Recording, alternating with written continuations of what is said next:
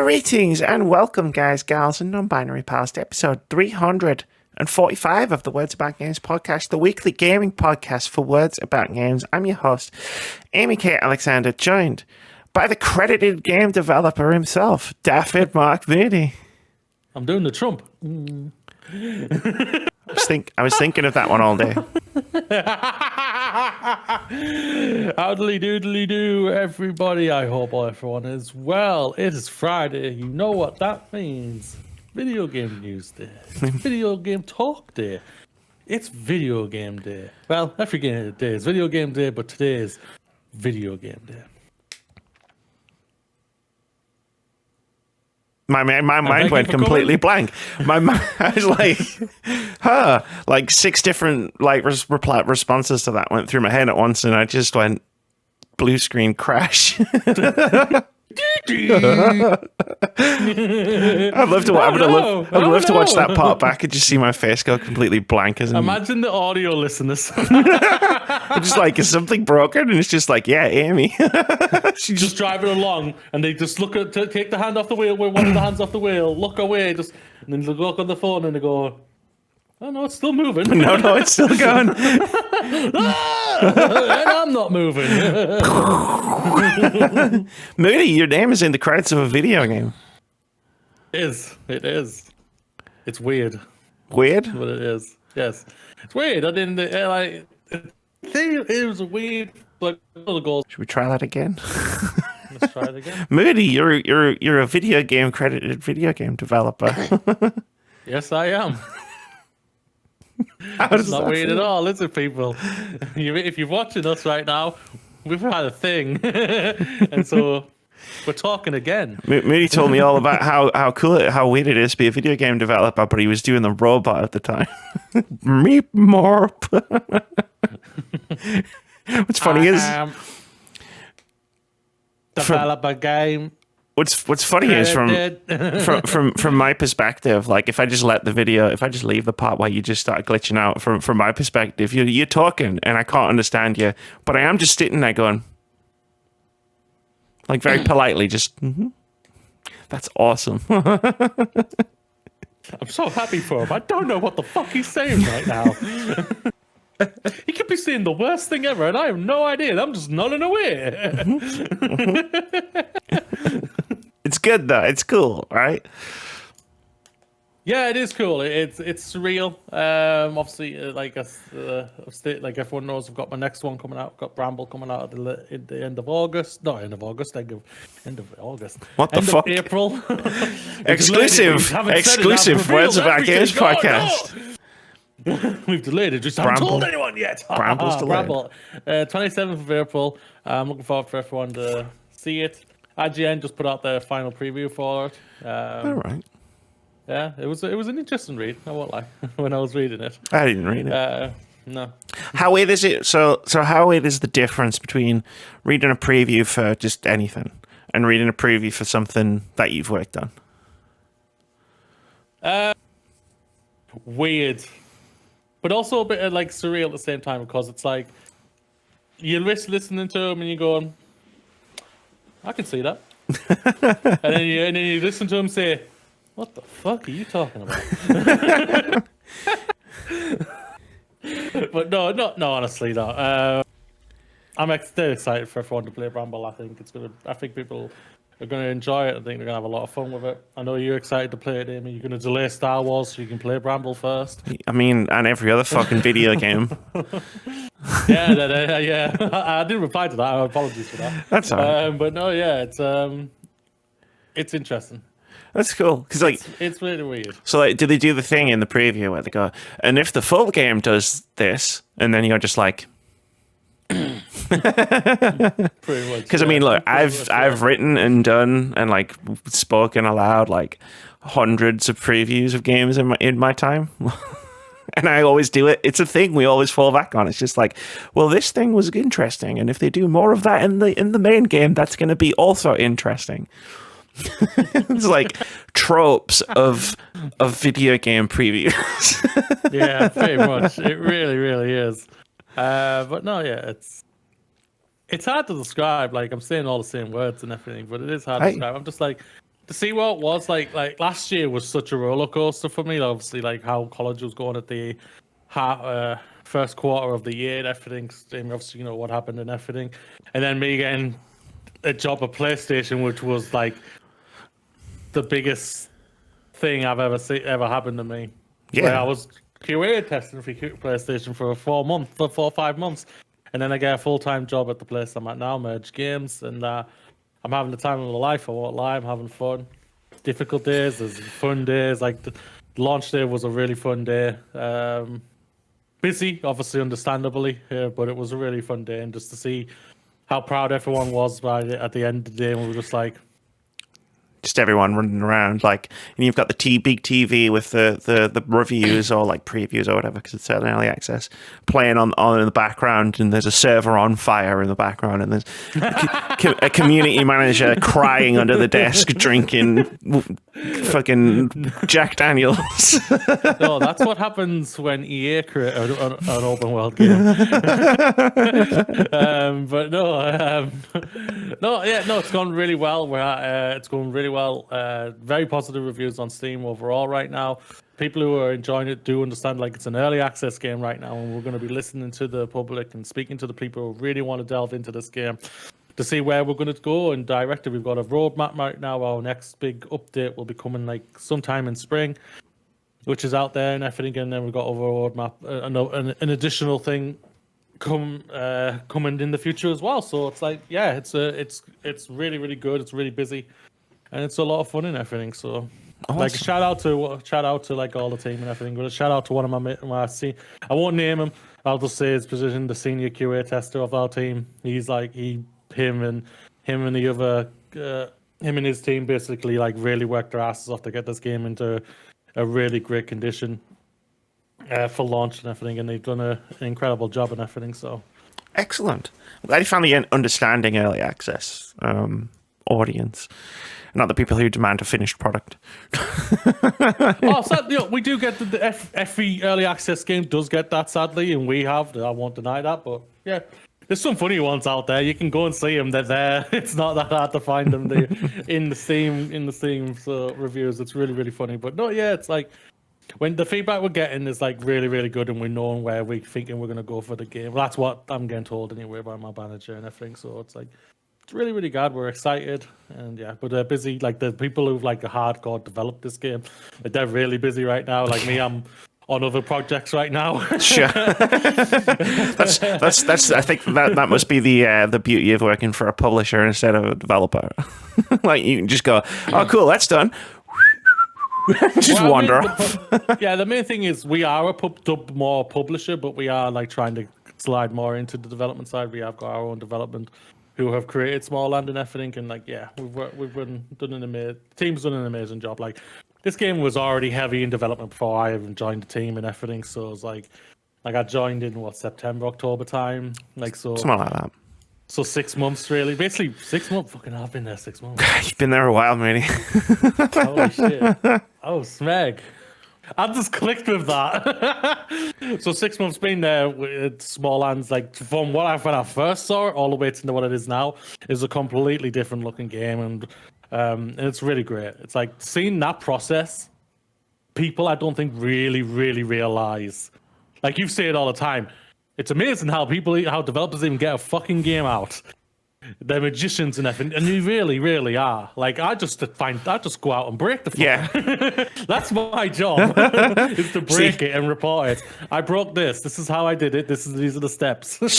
Breaking games that are in development, super easy. I do it all the time. It's not even my job. But no, super proud of the team. Awesome. So it's been a good week. Good. It's been a good week, yeah. Like last week, I was tired, or was that the week before? I don't know. No, last week I think it just felt like felt long. It felt like it was a long week. That was this week's been long. Yeah. And this week is just like, it's gone. Like it was really weird. Like I was ill on Monday. Wow. Monday I wasn't well. I was ill. Yeah, I had a migraine that completely took me out of it. So. Nice. Don't worry, they weren't going to delay for me. I was not that important. Sorry, we have to delay the game a month. Moody's got a migraine. just on Twitter. Just a picture of you lying in bed, like with a flannel over my eyes. Blame him. I mean, what? No. Well, I'm surprised that's not more of a strategy at the place that you work, because you're not on social media. So everybody could just say, blame this guy. And it's like, no one knows how to find you. Because if anybody comes here to have a go at you, I'm the one who's going to get it all anyway. I get all the fucking comments and shit. So, like, it's a foolproof system, really, when you think about it. It really, really is. It's so easy. I'll email you. I'll email the people who run Merge Games, and I'll just be like, hey, I've come up with a great strategy for you. Blame everything. Blame everything on Moody. And they'll never find him. Even if they could find your business, they still won't find him. It's like a fucking ghost. He's never there when you're looking for him. This is a green screen. You just don't realize that's how good it is.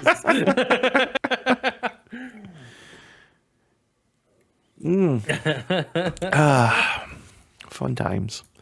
Fun times indeed. I've had an interesting week. You have.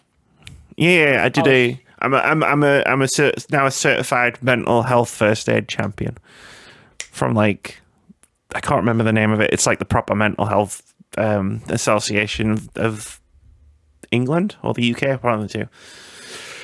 Which was intense. I'm not gonna lie, like, it was a 1-day course, so they crammed a lot in. And it was an intense, like, process to go through and like, because you, like, learn about, like, spotting warning signs of things and not great things and, like, what to do about that. And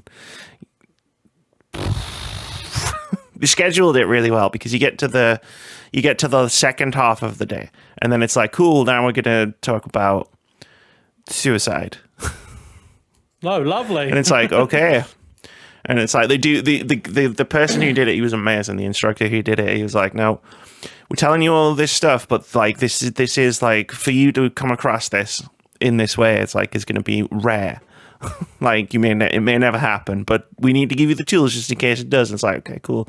And then you watch, like, videos and talk about statistics, and it's just like, and, like, I got to the end, finished the training session, and it was like, yeah, cool, you know, like, fill in the thing, do the thing, you get a certificate sent to you. And I just went downstairs and I hugged my mother, because I was just like, oh God, that was horrible, but important. And I passed. I'm a mental health expert. I don't know. I've seen too much. Yeah. That was cool though. That's fun. great. I'm so happy for you. Like we've all, both of us have championed mental health institutions, and also championed just, like, and spoken about our own mental health issues over the last few years and everything. So to hear that, I feel for the mental health people now.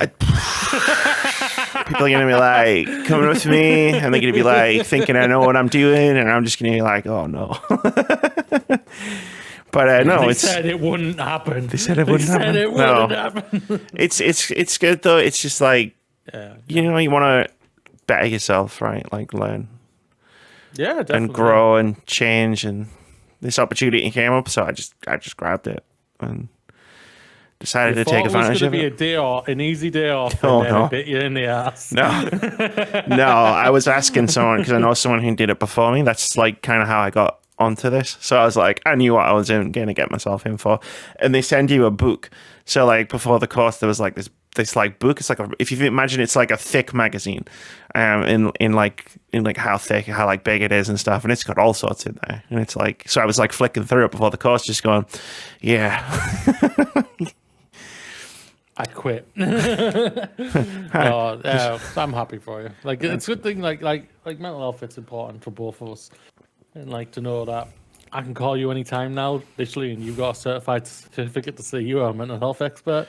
It's all good. I'm a mental health champion. Oh, champion, sorry. they're very expert. What's the difference? they're very clear about the difference between a champion and a first aider. The first aider is a longer course. I didn't take that course. But that's amazing. Like, yeah, anyone who has mental health issues, go and help. Go and speak out. Speak to someone. There's always someone there to help you. Mm-hmm. I have a book full of resources, so I can like direct people to the correct directions and stuff. Like, but yeah, you should definitely like if you do have mental health problems in any way, like you should definitely always like seek help because it's never as hopeless as you think it is. Mm-hmm. That's true. The other thing I did was play video games. Yes. Shocker. I did a little bit. Not at work. This time at home. Not at work. You actually played some video games at home. I know. Yu-Gi-Oh! Master Duel counts as a video game, right? Yeah, of course it does. That's okay then. That's game of the year, right? Just want to make sure it's game of the year. That bugger. By default, it's the only game I played. That's what It goes number 3. Number 3, Yu-Gi-Oh! Number 2, Small World. Number 1, Bramble. That's it. Done. Boom. We just did it. Small Land.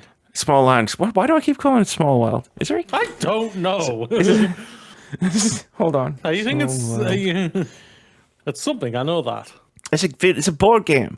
It's a board game. Small World is a board game that Keith and Russ never used to shut up about for a while.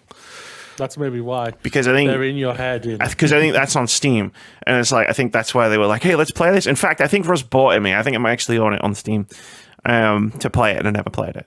Like, maybe sounds like something I've done before. Maybe this is why.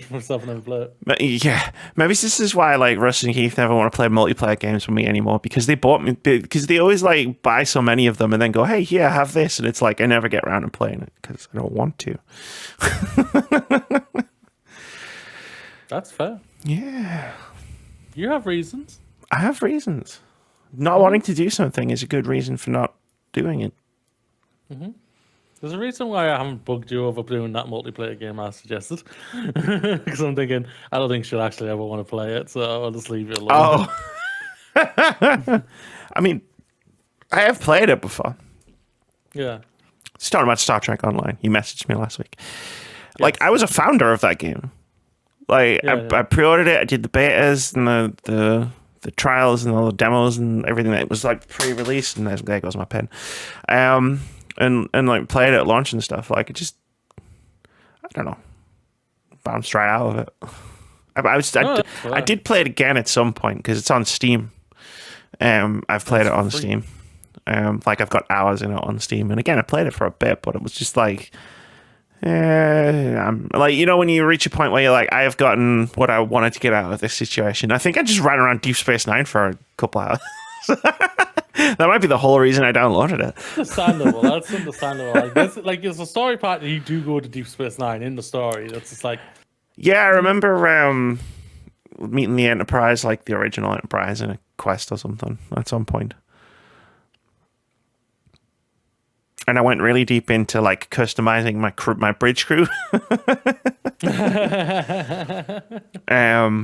Be interested to load that game up and see like what's in there and like what I did with my characters. See how different it is because it's I'm sure it's a completely different game than the last time I played it. I think that was what it was from the 2 times that I played it. Like between them, I think it was like, wow, this is really different. And I'm sure it'll be like. Completely different, but it's no Star Trek Picard. But that's why I want to play it, though. I just want to go. I just want to do Star Trek. I just want to do Star Trek. Yeah, I'm not gonna lie. Fucking Keith, right? And I know we've gone a little bit on this intro. I don't care. Keith's obviously like D&D Dungeon Master, and he's like, oh, let's play D&D, and it's like, you know, we've played D&D twice now, 2 campaigns of D&D in a row. What if instead we remember that there's other TTRPGs out there, including a Star Trek one, and we just do Star Trek instead? And then he stopped replying to me. Where's D&D invite, Keith? He still hasn't. I don't care. He still can't actually do it. But it's just like when he was talking, because it came up I think a few weeks ago, and I was just like, counterpoint. What if we Star Trek D&D. What if we boldly go where no one has gone before? Has gone before, yeah. Because there are like source books and stuff. I've seen people play it. But anyway, this isn't a Star Trek podcast. I wish I'd started a Star Trek podcast. Especially with how good Star Trek is right now. Well, that's the thing, right? It's like I keep telling myself that, but then it's like when I started doing Once About Games with like Keith and Russ and Tom, Star Trek, there was no Star Trek. It was like, it would have been pointless. That was already out. Yeah, it would have been pointless. Do you know what else is pointless? E3 2023. What a segue. Moody, I've got a question to ask you. The question is anyone turning up to E3 this year? Doesn't sound like it, Amy. I'm not going to lie. It sounds like the thing I've been holding off saying. E3's dead, motherfuckers. Just constantly been like posting all these things in Discord, just being like, this person and this isn't turning up and they aren't turning up, and every time I posted one where he just goes, I'm not saying it. And then I think the last one I posted it was in there, it was yesterday, and he just went, I'm not saying it, and I went, just save it for tomorrow. At this point, enough people have said they're not turning up that this is obviously going to be the main topic. Yeah. And it is. So, I've got some bullet points. Go through them. So, Ubisoft have pulled out.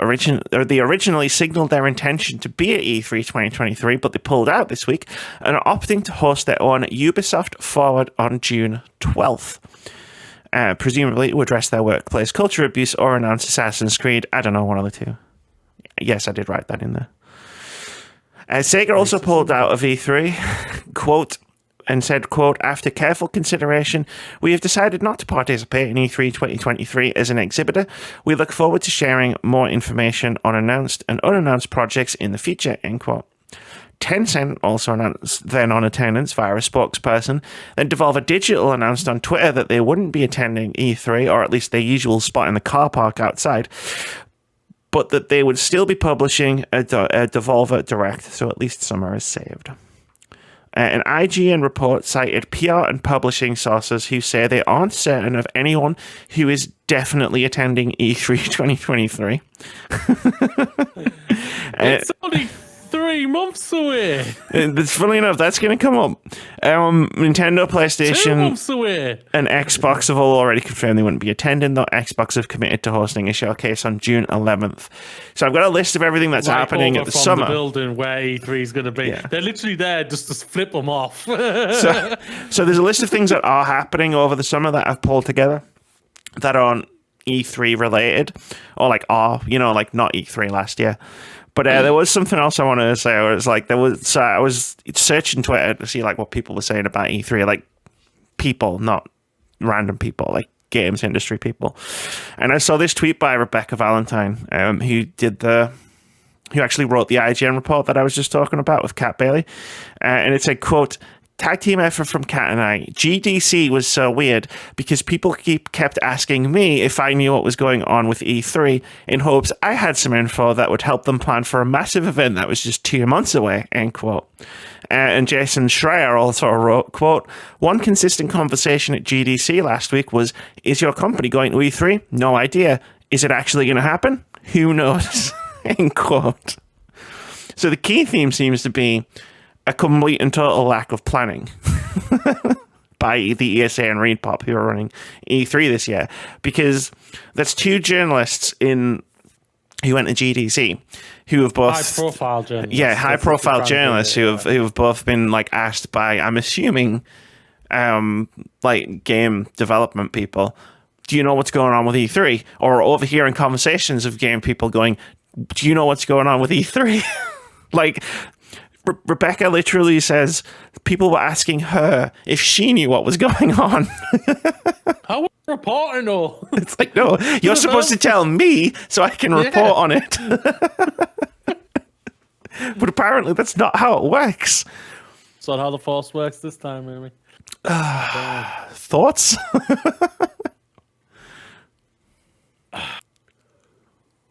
E3's been a shit show for a long time, and the question has always been for the longest of time: is E3 irrelevant or is E3 dying? A lot of people were asking that question when COVID happened, and then they missed 2020 and 2020.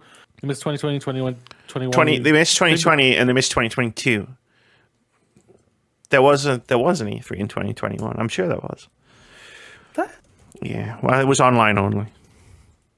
Was that a 2022 one? No, it was 2021. Oh, okay. No in-person attendance. Yeah, and it wasn't dubbed a lot. People didn't think it was very good. I heard. Shit. Yeah. Now, the big three console developers are backing out. One's literally going across from you to the other side of the road to do their own thing.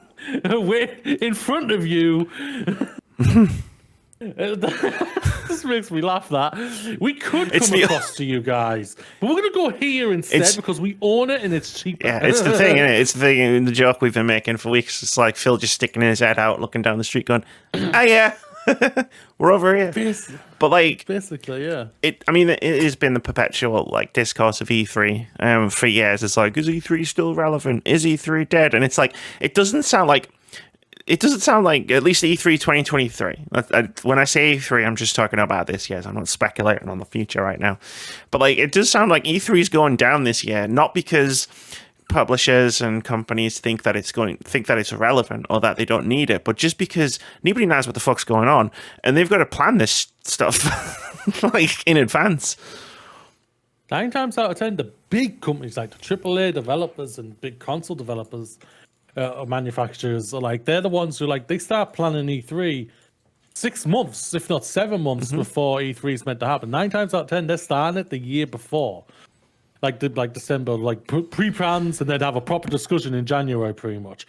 And then how are they meant to do this now? Because no one's talking. E3 haven't got a clue what's going on, which is just insane to think. Which just then brings in Jeff Keighley, who's just saved the day for everybody, and he's gonna slide right in there, going, "Hallelujah, I'm back again. Did you miss me?" And who's got some horror games? Who's got no ethics? Nice. But no, Jeff Keighley's Summer Showcase will be what it always is. A Jeff Keighley show. A Jeff Keighley show. The show itself will be subpar, and some of the games will look good, Keighley. But it will be focused on Jeff Keighley grinning his way through it, going, talking to Troy Baker 6 times in a row. And then Vin Diesel will pop up to advertise Monster Energy or something. Arc 2. Arc 2. It's gonna be Arc 2 in it. But yeah, it's baffling and a bit maddening to be like this is all falling to bits because you gave it to the people who organize PAX. So because the ESA brought in Reed Pop organized things like PAX in around the world. So it's you would think, because everybody knows, who's watched this podcast knows I don't have a particularly high opinion of the ESA anyway. But it's they did the smart thing and got the adults to come into the room and do it for them. But it seems like the adults have come into the room and done it for them and have done nothing. That's what it feels like has happened. Allegedly, I guess. But What have they done for the last few months? Reed Pop got announced as the E3 organizers for fucking ages ago. We're 2 months out, and I think what they've been trying to do is try to convince Sony, Microsoft, and Nintendo, please come back and do conferences. Please, what can we do to convince you? But they've obviously, and they've maybe sat at the table and say, what can you do for us? And they've obviously said, nah, what you can do for us is not that much, really. So we can just do our own thing, save ourselves a ton of money, and control our own narrative without being a part of you. So that's honestly probably what I think they've probably tried to do, is try and get the big 3 back. Ubisoft, if everyone else would have rallied behind them, and they know that if they got the big 3 back, or at least 2 of the big 3 back, and mainly I'm just going to say the 2 main ones are Nintendo and Microsoft, but Microsoft and PlayStation, Nintendo, they do their own fucking thing. But they were on the show. They were on the show floor for ages as well. They used to have these amazing booths. I remember seeing them, but and they had the Treehouse Directs. Like they were probably a bigger presence at E3 than PlayStation or Microsoft when they were both there. But like it goes even deeper to that. It's not. I don't even think it would have necessarily fallen apart. Where it's like, what can you do for me? That's not that much. It's like, okay, what are your plans? And then it's just on a whiteboard. Step So one E3, step 2 question mark, step 3 question mark, step 4 profit. Like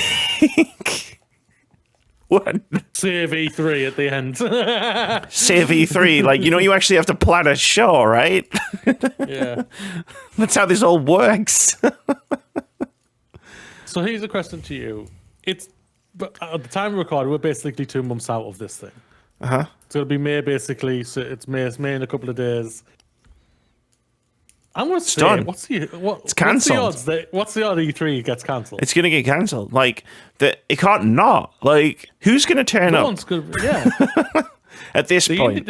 As much as both of us love indie games, they're not big enough to bring in the numbers. Yeah. At that point, it's just PAX again. Like...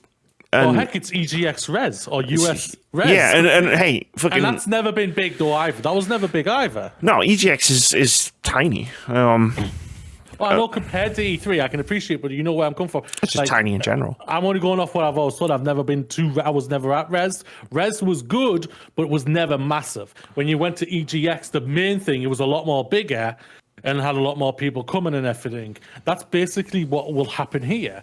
If they tried to just bring the indie games, which again, nothing wrong with indie games. Love indie games. Love indie games. Some of them are the best games out there, for fuck's sakes. But they're not big enough or high profile enough to be able to get the numbers. I was just about to say. They've tweeted out saying they've cancelled, haven't they? No, I don't know. I'll have a look. Actually, I was just like, because you mentioned EGX, and I was just like, yeah, it used to be quite big, but it's followed a similar trajectory through E3 in the last few years, and part of that is due to the coronavirus pandemic. I get that, but also like it's just even before that, it was just like fewer and fewer. Like I remember that like fewer and fewer like big game publishers were even turning up to EGX, and I just googled who runs EGX. It's fucking ReedPop. It's the same company that's organizing E3 this year. So ReedPop are obviously the villains here, and they're scaring off the big boys. I don't understand. PAX is huge. I was just talking to somebody who went to PAX last week, and they were like, it was great, did all this, did all that. And it's just like, I get that E3 is a different thing, and you have to, if you want it to be E3, it has to be different than PAX. But at the same time, it's just like, surely that you can transfer those organizational skills from one to the other. Look at all of the E3s that have happened, highlight what the best parts of them were, and go, cool, this is a blueprint. We can build this for the modern day.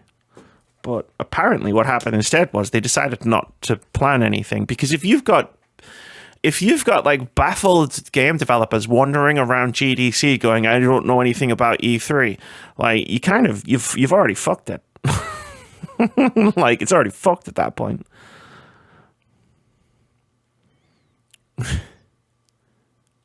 No one's coming. No one is it?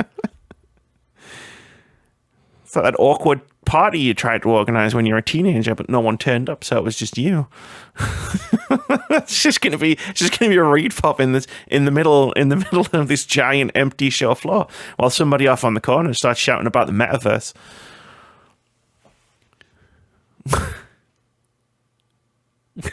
There's a lot going on, but none of it's happening in E3. Specifically, like there's a list here of things that I found, like that were confirmed to be taking place. So we've also got Summer Game Fest on June 8th. Looking forward to that. And then we've got the Xbox Games Showcase, followed by a Starfield Direct on June 11th. You muted. I know, I just realised. Just think, we'll be in person and we'll have a good laugh. It's podcast recording day as well. There's literally a pub below, so we can go and get drunk. Get drunk. Drunk. We'll do it drunk. Just... there's a Ubisoft Forward on June 12th, and then everything else is TBA. So we've got the Wholesome Games Direct, the Future Games Show, the PC Gaming Show, the Guerrilla Games Collective, Black Voices in Gaming, and I think the Tribeca Games Showcase. Like, I assume that's happening this year because they've been taking submissions for it. they haven't announced that there's going to be a showcase like there has for the last couple of years. But again, the festival's happening at the same time, and they've been taking submissions for the games, so I assume they'll do another showcase, which is good. I love Tribeca. That was one of the... Because I'm on our calendar right now, our combined calendar. Goodbye Volcano High comes out the week of E3. Are you seriously kidding me right now? And the week later is Final Fantasy 16? Yeah. Diablo's right before. Okay, so is Street Fighter. Street Fighter 6, though. Oh, my. Oh, boy. Interesting. Anyway, so we're still going to have a good time with E3, but there's not going to be an E3, I guess. It's the key 3. Oh, fuck off. Just fuck off. Just fucking get out. I get it. You're fired. I would never say that. You're fired. Wait, no, come back. I've got nobody else.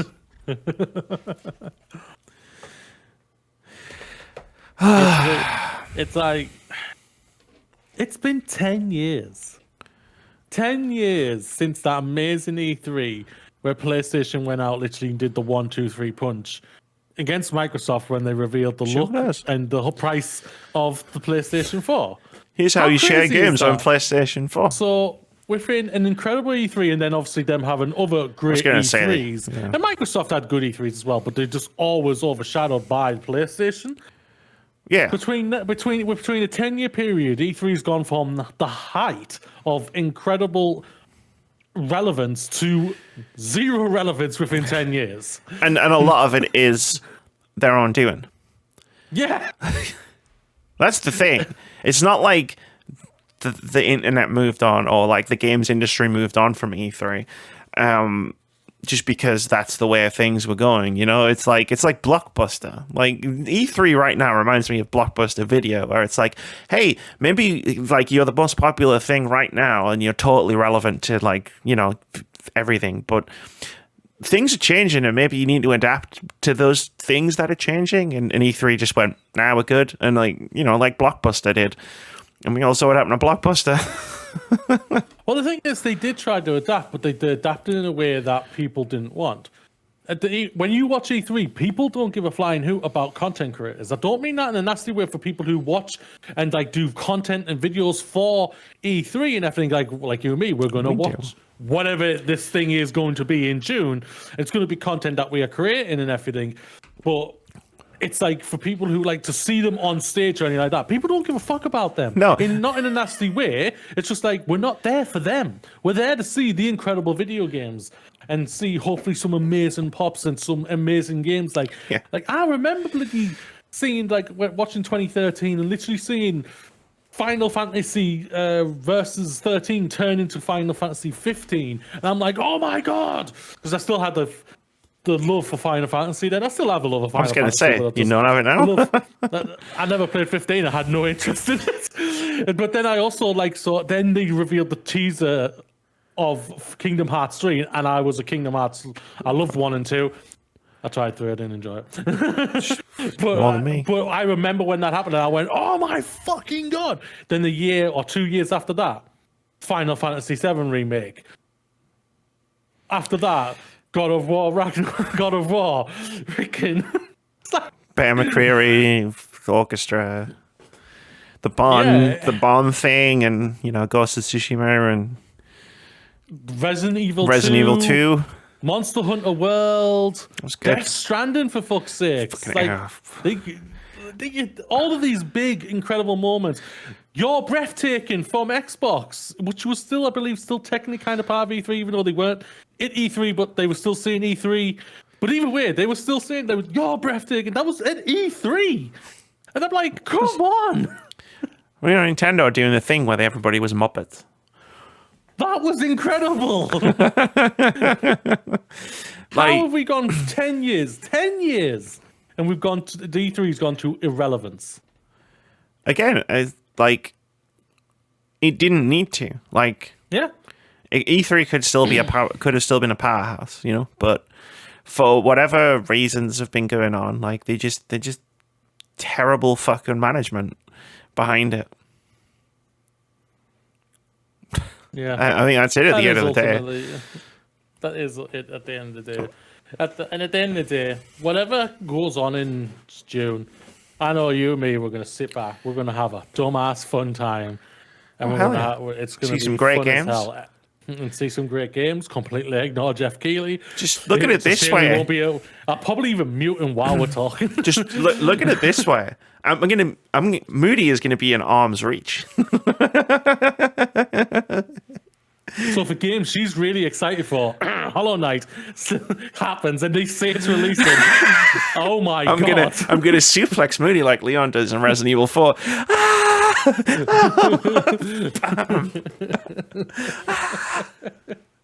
And then my partner's gonna come up and say, "What the fuck?" And we can hear you from downstairs. Shut the fuck up, both of you. What have you done to him, Amy? We're just sitting there playing Hollow Knight. What? Who are you? Go away. Get out. This is my home now. I claim this for Silk. My console now. And we all know, I'll say this right now. It's not going to happen. We all fucking know how crazy I'm going to go if I see Dino Crisis Remake. It's not going to happen. I've already said this. But we all know what's going to fucking happen. Mm-hmm. I'm going to go through a fucking wall. I'll probably end up going with him. He's going to drag the whole couch. Nobody stop! We're going to the future! No! Roads, where am I going? We don't need roads. Yeah, I feel like you and I are going to be like I was going to say a bad influence, but I'll just say I think you and I are going to be an influence on each other when we're in the same room watching this stuff versus when we're on the internet. Yeah, true. Disembodied voices. We're going to be in sync. How weird's that? Last time when like the alien thing happened, you were like I wasn't second or two ahead of me. No, I wasn't. I just for some reason I saw the Fox logo and I just went, and you just automatically assumed. Mm-hmm. I don't know. I guess like the Fox logo just in my head is just tied to Alien. I guess. Funny thing is that when they reveal that again, it won't be the Fox logo anymore. No, it'll be the 20th Century's logo. Same looking logo, but just that they've took out the Fox. The sniper rifle. Pretty much. Final thoughts. What are you thinking, E3, Amy? Final thoughts. I think it's going to be a good time for watching showcases and video games. I think it's an exciting time for video games in general. I think there's a lot of cool video games that we know about that we're going to get to see at one of these shows, and I think there's a lot of cool video games that we don't know about that we're going to get to see at these shows. So for me personally, like I'm going to enjoy it. It's just it fucking sucks that like E3 is going down like the Titanic. Titanic went faster. A little bit, yeah. A little bit, yeah. But no, yeah. Like E3 hit the iceberg. E3 hit itself. It wasn't like iceberg right ahead. It's like E3 right ahead. Wait, what? So the captain turned the engines up to get to New York faster, and the ship just fucking cracked in half. And then he blamed it on an iceberg. Well, hell yeah. That's what we would do if I was the British. It's definitely an iceberg. No, I don't know what you're talking about. I don't know what you're talking about. Like, I don't know what you're talking about. Obviously, like, for relevance, it's disappointing to hear what's happening right now with E3. I hope they do sort their shit together. I want to hear the great things of like E3 again, to bring back the olden days. But obviously, maybe I should be like looking. Maybe I shouldn't be looking for the olden days. I should be looking for the future, and the future maybe is without E3. And if it is, we're still going to have amazing games we're going to see. I think June is still always going to be the time. That's all we need. We need Chris Pine. We need Captain Kirk, Chris Pine himself, to lead the E3 revolt. Let's save I've E3. got a better idea. You're sure, aren't you? For the ESA, no. To the ESA, this is specifically addressed to the ESA, right? You've had a shit time the last few years, okay? Like, E3 hasn't gone your way. You've done one show in 3 years, probably one show in 4 years. ReedPop have fucking done nothing. let me and Moody organize E3 2024. Because we could probably do it better. And if we can't do it any worse. That's my pitch. Fair. That's my pitch. That's fair. We have consumed so many E3s that we have it internalized. For starters, we'll get rid of Jeff Keighley. We'll tell him there's a freaking pot of gold at the end of our rainbow, and he'll run off to go and get that. We'll convince. Half-Life 3 is the end of it, at the end of a rainbow. Yeah. Go. We'll convince Microsoft and Sony and Nintendo and everybody else. Just come back into the family, right? We'll figure it out. You know, you just give us the resources, and we'll make it happen. E3 2024 by Amy and Moody. And again, we can't do it any worse than this time. That's true. And we guarantee you that Hollow Knight Silksong will be there, and Dino Crisis Remake will not be there. We'll get you that. And to all of the gamers out there who were like, why would all these two idiots run E3? I guarantee you on this podcast that if we get to run E3, we'll make sure Half-Life 3 gets announced. Because we know what the people want. Yeah, well, let's not announce it ourselves. Yeah. I'm already working on the trailer. It's just a logo with like a thumbnail. Yeah, just a logo with like a lake and some mountains. Woo. Did you make this in Paint? No, what are you talking about? What are you talking about? In-game footage. No, you meant not representative of the final product. See, this is what I'm talking about, ESA. We know our shit.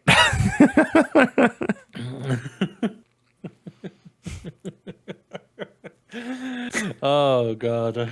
Well, E3 is dead, ladies and gentlemen. Let's move on to Amy's review of Octopath 2 at long last in my nap time. I finally finished it. Go. I'm going to sleep. See you Fuck off, man.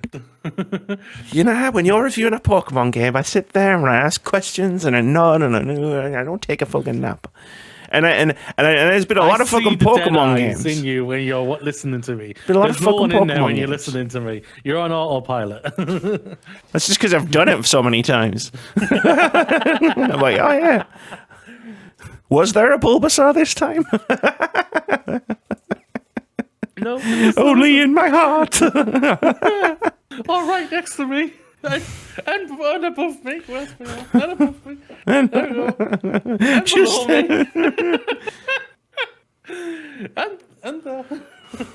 I need to turn my light on because like I can't read my notebook.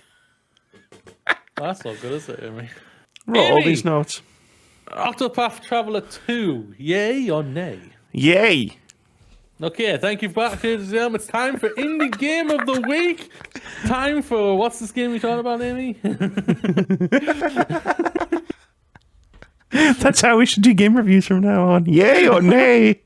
Yay! Moving swiftly on. That's all you get, suckers. That's all you get. Just we'll cut out the yay and nay. We'll just have a thumbs up or a thumbs down. Game of the year, 2 thumbs up. No, yeah. So I've been playing this for about a month. I feel like it took me to play Octopath Traveler 2. What's clock time? 71 hours.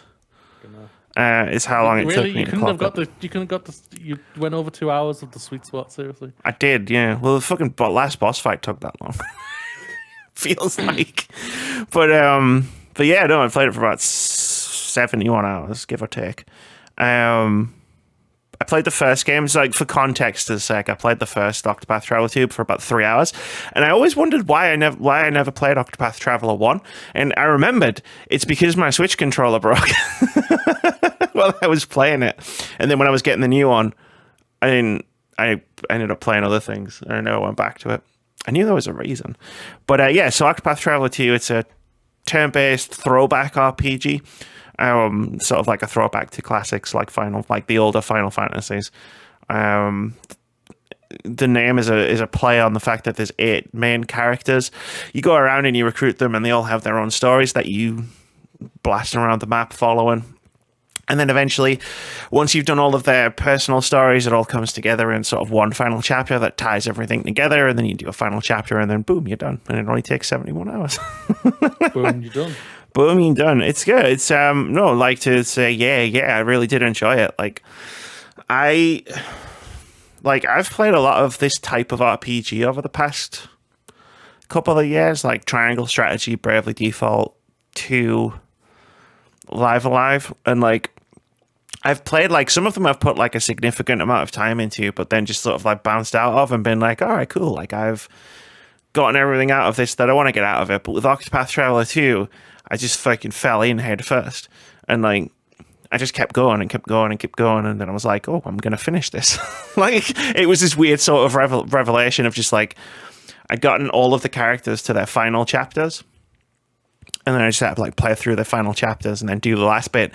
And when I got to that point, when I was looking at the map and everybody was on like the last chapter, I was like, oh shit, I'm actually going to finish this. Because I want to see where it goes. I want to see how all of these stories like play out and then tie together. So I've got a bunch of stuff written here.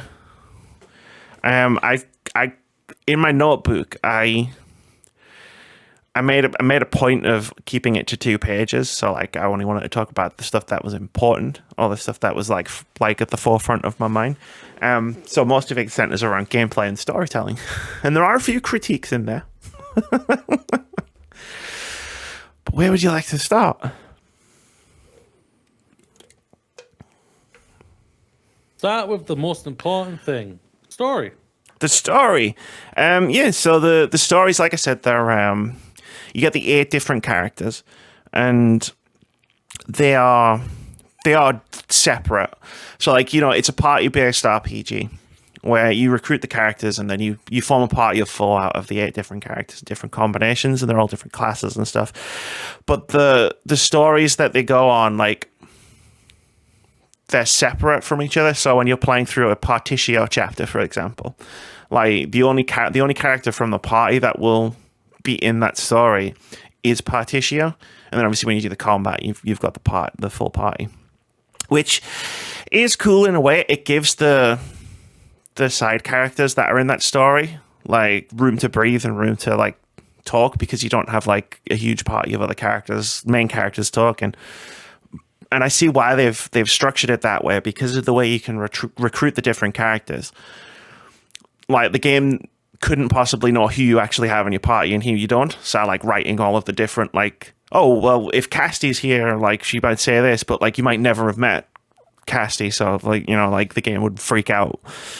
But it is disappointing that like these characters have so few interactions with each other. Like the stories themselves are wonderful. Like of all 8 of them, there's not one where I would turn around and say that actually I didn't care for that one so much. Like, oh, that one was like the weakest one. It's like they were all great. And you do get skits. So like in true like RPG fashion, like of these types, like every now and again you can push a button and you'll see a short scene between 2 characters that's usually meant to be funny, but it's just this is most of the interaction you get between the characters until the final chapter. They were some of the cooler parts. Just these nice little dialogues you get. There's also crossed paths, so the characters are like paired off, and each get like a couple of chapters of a story where they're together. So for example, Agnia and Hikari will have like this really awesome story together as like a separate thing, but it's 2 chapters. It's like one near the beginning and then one towards the end. And while it's awesome, it's like 2 hours, if that, out of like this whole 70+ hour experience. But again, the story and the writing and the characters are so good. Like I loved all of them. Like I wanted to do a thing where I was like, this was my favorite story and these were my favorite characters, but like it's difficult to pick between them. Yeah, I can understand that. Like that's like many Final Fantasy games for me. Yeah, it's like name your favorite Final Fantasy VII character. Yeah. Yes. I'll be judged if I said mine. Yeah. Name your favorite Final Fantasy IX character. But like no, like Vivi. Yeah, Vivi. But no, like there were some standouts, like Agnia's story. She's the dancer. class character. Like, it's probably the lowest stakes out of all 8 characters. But also, like, it's also the most touching and heartwarming. Like, she wants to be a star, and like her mother before her, and she goes on an adventure to write a song and just like become a star, a worldwide star as a dancer. And like, it touches on a lot of really nice moments. Like, there are entire chapters of Agnia's storyline that just don't have combat in them. Like, at all. Like, you just run around and you help some people, and you talk to someone about things like imposter syndrome and anxiety, and it's just really nice. Like, and then on the flip side of it, like, you've got Oswald. He was like, he was framed for murdering his family, and sent to prison, and then you start the game as Oswald, you break out of prison, and his one goal is to like, get revenge on the man who framed him and betrayed him. And like, these things probably sound quite stereotypical, like, oh, this character has amnesia, oh, this character is looking for revenge for the man who murdered his family. But like, in Oswald's case, like, that story goes some dark places, and when you think it can't get more fucked up, it gets more fucked up, and it never finds the bottom. And you're just like, what the fuck? And then like, okay, this is the worst it's gonna get, and then something else happens, and there's another twist, and you go, it got worse. What the fuck? And I think that's one of the reasons why I like all of the characters and all of the stories, because they go places that you wouldn't necessarily expect from their premises, right? Like, there's the prince whose brother, kills their father and takes over the throne, and you have to depose him, and you think you might know where like that story's going, but it does some stuff, and there's some twists in it that make you go, oh, okay, like, that's genuinely interesting, and I didn't see that one necessarily playing out in that way. Yeah. Well, that's good. That's what we want to hear. We want to hear that you're enjoying it, and that the story is unique and complex. That's gone in different ways for you. So it is, yeah. That's really good. The only part that lets it down, apart from the lack of connectivity, is the last chapter. Like, and it's not like a letdown as in, oh, this ruined the game, or oh, this is bad. It's just throughout all of the stories, you can see connection points. Like, yeah, they're all very separate, and they're all about very different things. But like, you can see points where it's like, oh, this is kind of like something that's happening in another story. Or, oh, I can see where these two things are actually connected. Like, and then you get to the final chapter, and it starts really cool. Like, everybody's like all 8 characters, and the first time you see all 8 characters interacting with each other, and they're around a campfire, and it's they've done all of their personal quests, they're done traveling together, and you get this really awesome extended scene where they're just fucking shooting the shit, right? Like, just like, hey, this is the last night, so let's just have fun with it. And then obviously, like, some bad shit happens, and it's like, oh no, we've got to actually go and prevent the apocalypse. And then you go and do that for the last sort of, I think it was like 4 or 5 hours of the game, and the story's interesting in the way that it's told isn't necessarily the best way that it could be told. Like, if you read the story of the final chapter on a wiki, you'd be like, oh, that sounds cool, but like, it's told in that way because you sort of learn like, there's a lot of twists in this final chapter, and you learn a lot of like, this is what's really been going on, like, and there's a connection for each character, obviously. And it's just like, oh, that would have been really cool to see play out in the story and not be told about it 30 hours later. And yeah, it's like some characters, and it's like, oh my God, I can't believe that character was doing this the entire time. And it's like, but you learn it by like reading journal entries scattered throughout a dungeon instead of seeing them do it. Which is a shame. It's a missed opportunity. Yeah, no doubt. That is a missed opportunity, no doubt. How's the gameplay, Amy? It's really good. It's really good. Sorry, the way I said made it sound like I was going to go, it's fucking terrible. But no, it's really good. The combat never gets stale, even after 70 hours. Like the sort of core combat loop is enemies that you fight have weak points. And those weak points are different elements of magic or the different types of weapons. And you have to figure out what those weak points are, either by using Oswald as a scholar, like can use a skill called Analyze, where he can reveal one by using like a spell on his turn, or you just hit them. Like if you hit an enemy with an axe and it's weak to an axe, it'll reveal the weak point, and then you know it's weak to the axe.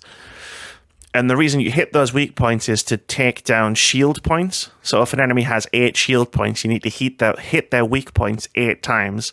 Once you do, their shield points go, and it's very dramatic, and they get stunned, and then you can, and then they're less resistant to damage. So that's when you do like you throw all of your high damaging spells and skills and abilities at them to do like max damage. And it's this really nice flow, right? Of like chipping away. And then boom, okay, all right, let's throw everything at them, right? Like, you know, like all of the specials, all of this, all of that, the ultimate abilities, and like you can really fucking crank up you can really crank up how overpowered some of these characters can get. I had characters doing like 50,000 damage per hit. Well, normally that would kill the main villains. You'd think, right? Let me tell you, the last boss had so much health. I was like breaking his shield, doing 50k per hit, and it still took me like 45 minutes. Bloody hell. Oh, I don't know if that's enjoyable. And that wasn't even, so there's like the secret boss that's got fucking ridiculous, like, and I was just like, I'm not doing that, right? Okay, like, right? For reasons I'll get into in a minute, the last boss was like the final endurance test that I got through, and I went, cool, I'm done.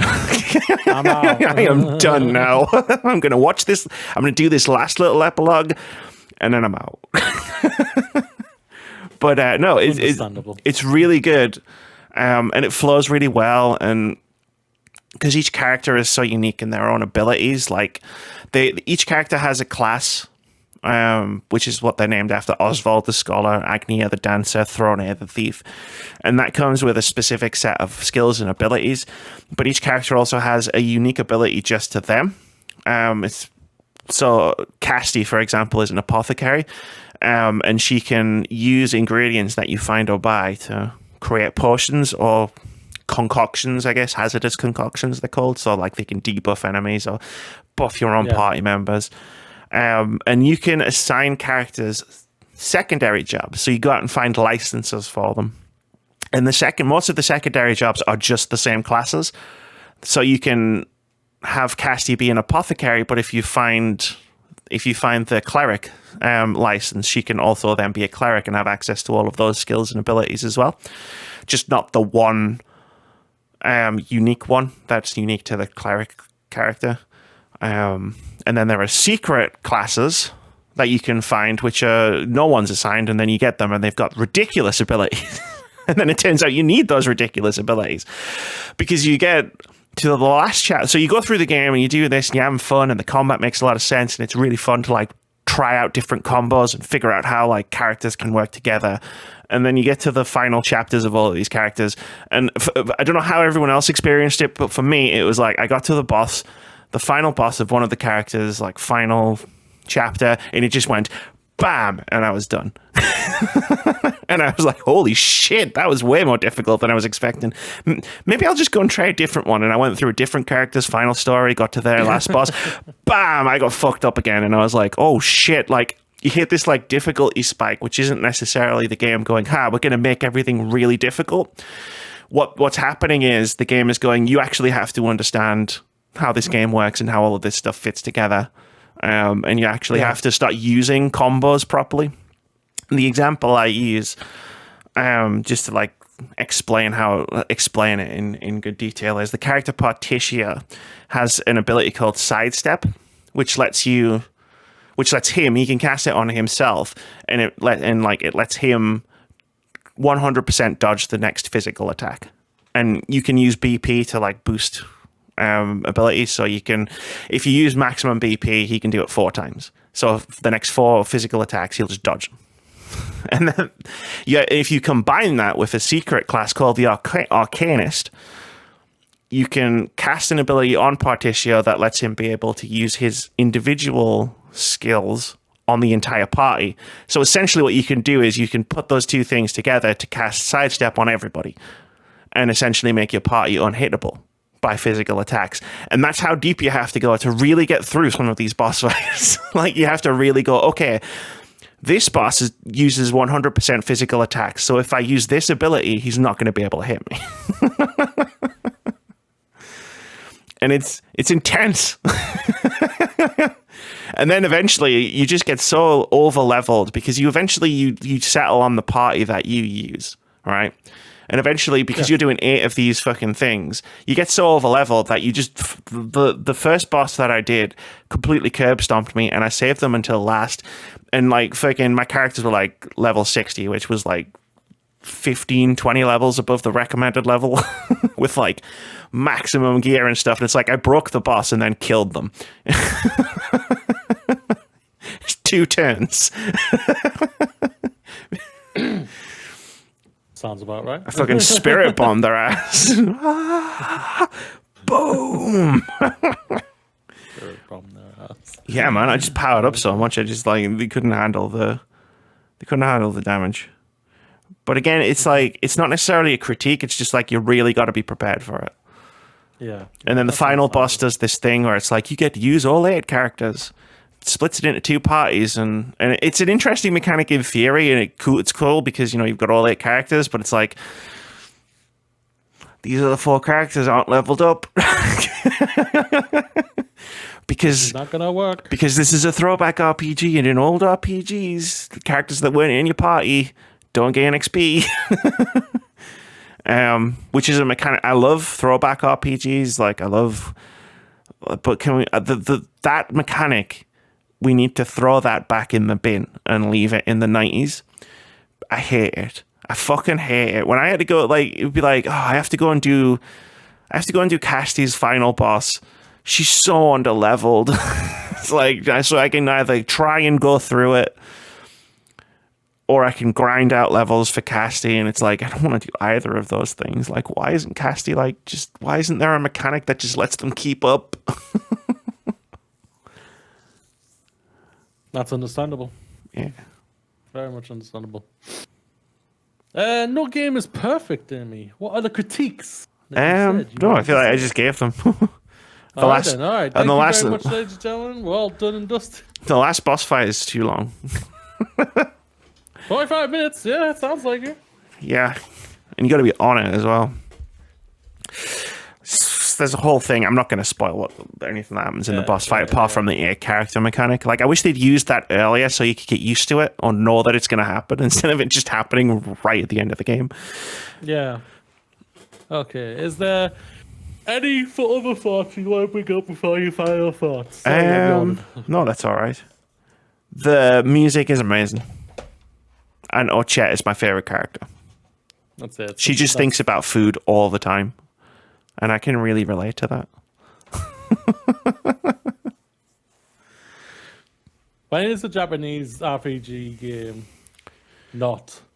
There's great, always... hasn't got great music. You know? It's always got amazing music, and there's always one character who talks nonstop about food. Yeah. I just realised I did the thing which we talked about a few weeks ago. What's that? Japanese RPG. Yeah, you know, it happens. Yeah, it is. It's a throwback to that game, you know, like, because when we did the thing and Yoshida was saying, like, oh, when people are saying JRPG, they mean Final Fantasy. And this is specifically a game that was designed to be like Final Fantasy by the company that made Final Fantasy. But the retro style old. Yeah, it's 2D HD, so like it's got that amazing art style. In fact, actually, the art style is super incredible. And I love what they do with 2D HD because it's 2D planes, right? So like they use the camera in so many interesting and cool ways where it's like they'll pan around stuff. And again, it's a 2D game, but it's got depth. So like when you're in a town and stuff and you enter for the first time, like the camera will like pan around and go in and out and stuff on things. And I'm like, I don't understand how they made this look so good. Like, how did they make this effect work on a 2-dimensional game? It's literally in the fucking genre, 2D HD, but they did it and it looks incredible. Oh my god, I just realized something. I'll tell you after your review. I'm done. That was it. All done? I just wanted to, like, you mentioned graphics, and I just wanted to... Final thoughts then, Amy, before we move on to halftime. So I'm really glad that I got into this game, like, in a way that I haven't for JRPGs.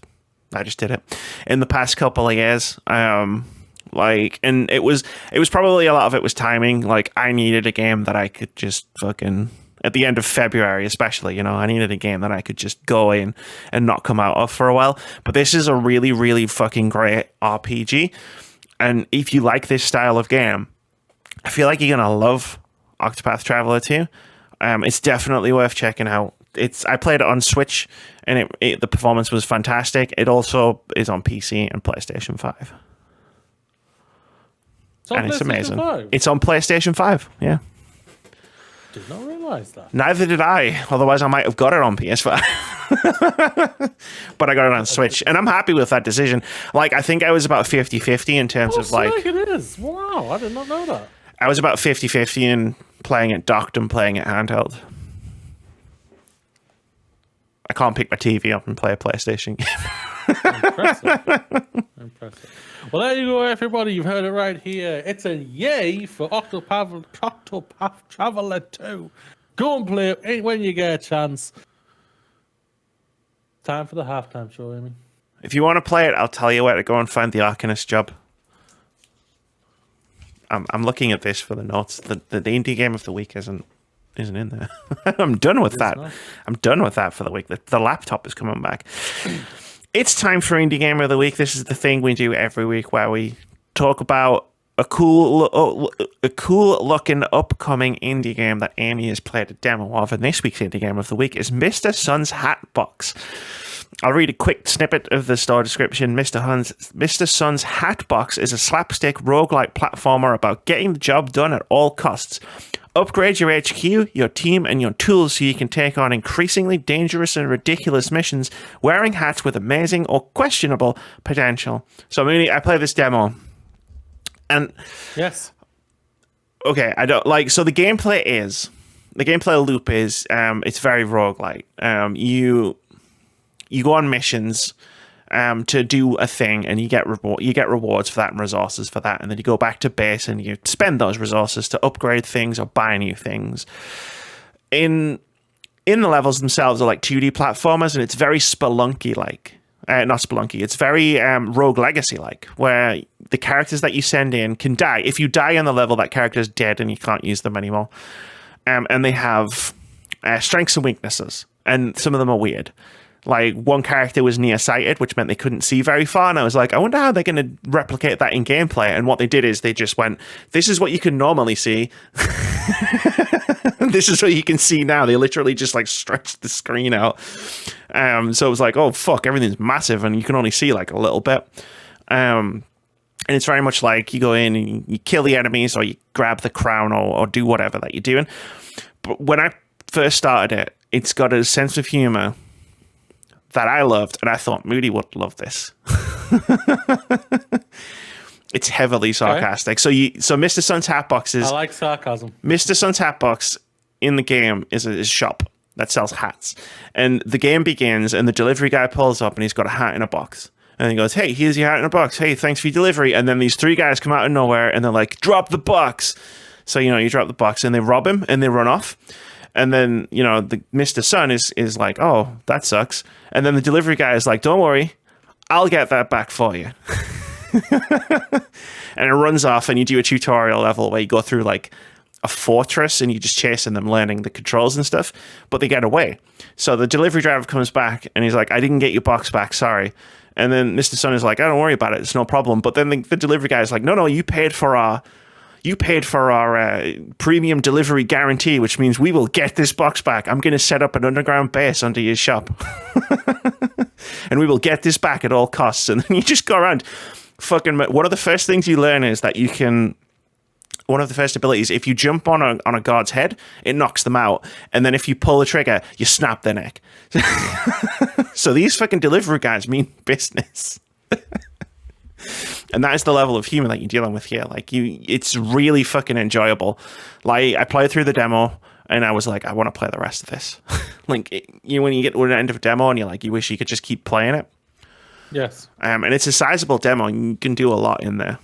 Every day you scan for missions and you pick a mission and you choose who to send and what equipment to send them in with, and like this character could have loud footsteps so enemies can hear them coming, or like they could smell really bad so enemies can smell and know that they're nearby. But they can have positives as well, such as gaining extra XP or being able to get like use med kits and gain more health out of them and stuff like that. And it's just wacky. Like you get more stuff by extracting things from levels. So like if someone drops a shotgun and you don't have a shotgun, you can extract it and send it back to base so you can take it on future missions. And the extraction is exactly how the Fulton device works in Metal Gear Solid 5. You attach a thing, a balloon, and then it shoots off into the sky. And it's like, I understand that reference. That's cool. Like I threw a gun. You can throw guns to knock guards out, and I threw a gun at someone when I was right behind them and knocked them out because I wanted to extract them because I needed extra guys. Yeah. And it hit him, knocked him out, bounced off the wall, came back and knocked me out, and we were both just lying there. And I was like, I'm going to fucking love this game. Sounds about right. So that's Mr. Sun's Hatbox. It's coming soon to PlayStation, Xbox, and PC via Steam. Developed by Kenny Sun, published by Raw Fury. There's a link in the description to go to the Steam store page. Go wishlist the fuck out of it. It's awesome. And go play the demo. Wishlist your games, people. Hell yeah. Developers will truly love you. Take a break, because I need to pee. Time for a break. Go pee. I'm good. That was fun. It's been a while since I've enthusiastically talked about a game in a review on a podcast. Yeah. Oh, excuse me. Oh, very good. Chop my microphone. Die. You can't hear me now, people. Hear this. Hear this, motherfucker. I'm acquired now. You fucking want me quiet now, don't you? I believe I need to. Time to crack on with the other pieces. Moody's time to shine. What's funny is you were the one that came up with that name for this segment. I did indeed. And you're like, no, it's just a working title. And it's like, no, it's not. So I want to start with something that isn't in the news. It's God. just a quick one, but it's something obviously that happened a couple of weeks ago that I was wanting to talk about last week, but obviously it was the whole Last of Us thing last week for us.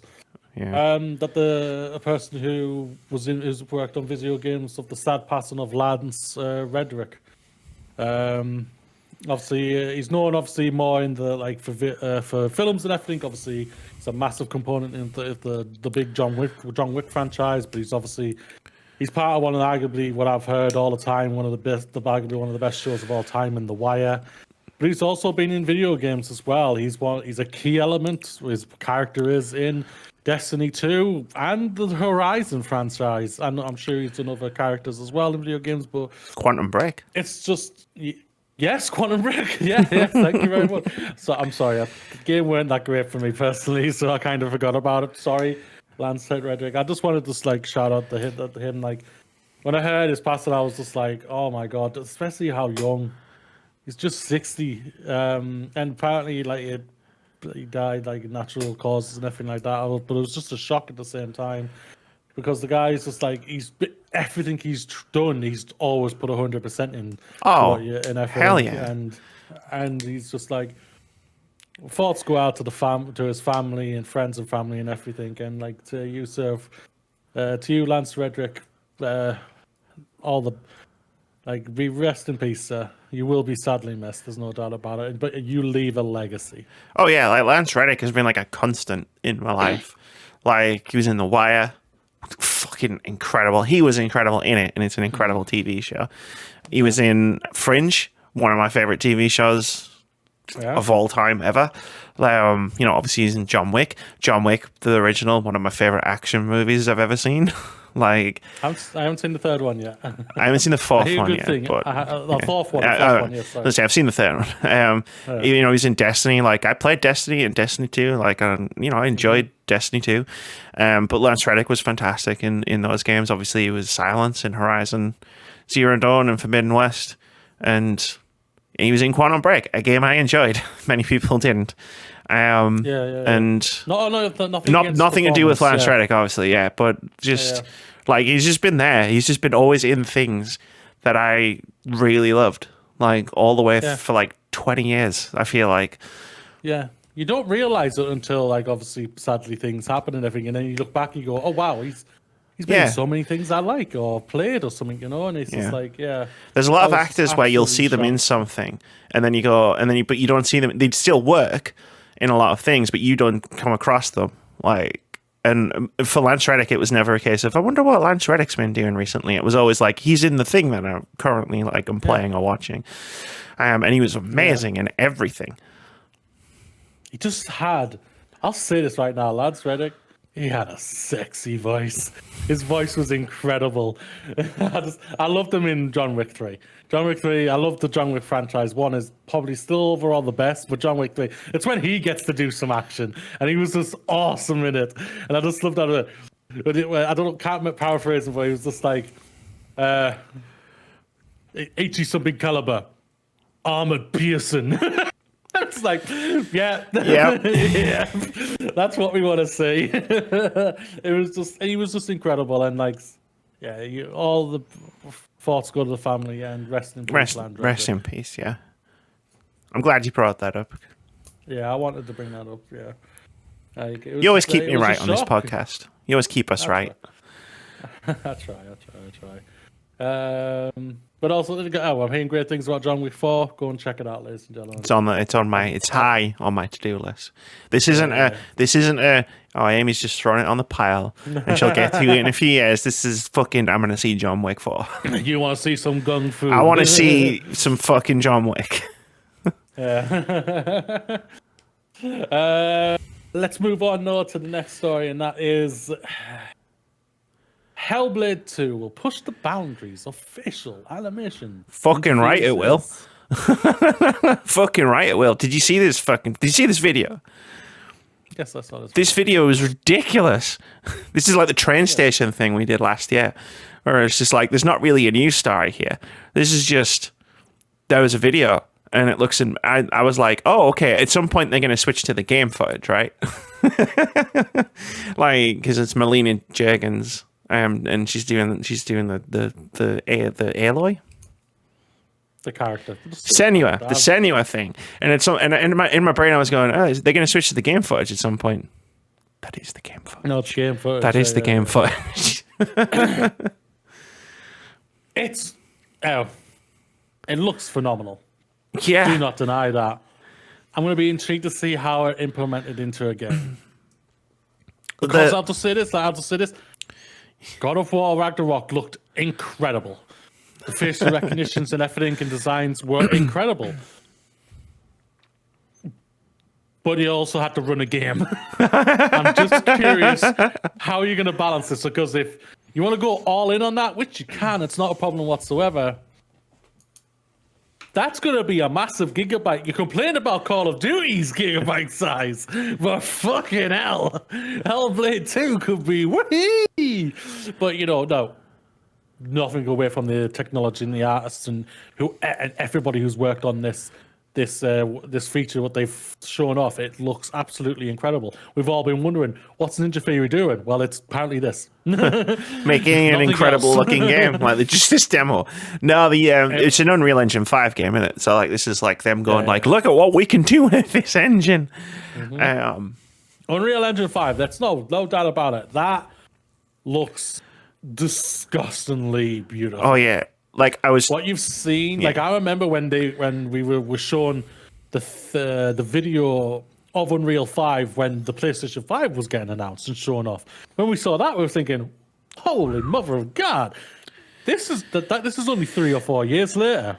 Yeah, and you're getting this. So that just shows how great this tool really is going to be. And like, it's understandable. And when you really think about it, it's even more understandable why Halo has moved to Unreal 5. Oh yeah, big style. Yeah. Because they really need that facial capture, right? For the when he takes off that helmet at long last and shows that he's actually just a robot in disguise. I was thinking you're gonna get that reference. But no, yeah, it's gonna be. It looks incredible. There's no doubt about that. Oh, definitely. I was talking to someone about. I was talking to someone about Unreal 5 the other week, and I was like, "Oh, did you see the Hellblade thing?" Yeah, I saw the Hellblade thing, and then we geeked out about it. They said, "Did you see the train station thing they showed?" Yeah. And I was like, and I said like, and he said no, and I was like, it looks fucking ridiculous. And it's just like, it's a person wandering around a train station and nothing remotely happens at all. But when it switched to night, we were all terrified. When it switched to night, I was like, I said to the person I was talking to, I said like, I'm officially announced when horror games start getting made on Unreal 5, I am officially announcing my retirement from playing horror games. It's not happening. That's a fair. Oh, what if the new Creative Assembly team in North No. are going to do it? They're doing an Alien. No. In Unreal 5. What I will say to that, Moody, is have fun streaming it. I will watch from a safe distance. Oh, you're going to be here next to me holding my hand. Just mop. I'll have the towel with the cold towel just mopping your brow every now and again. Just Moody, you haven't even gone through the first door. I know. I'll be swapping the controllers out. We'll have like a line of controllers. It's like it's too sweaty. I can't grip it. It's like I got you. Like here's the next one. Take this one. It's not synced up. I'm almost dead now. That would be funny. Yeah, it looked incredible.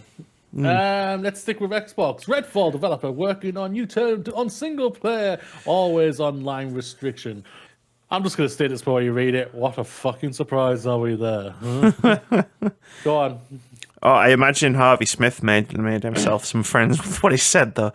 So Redfall developer working on a U-turn to single-player always online restrictions from Tom Phillips over at Eurogamer. He writes, Redfall developer Arcane is, quote, actively working, end quote, to remove the game's always online requirement when playing strictly in single-player mode.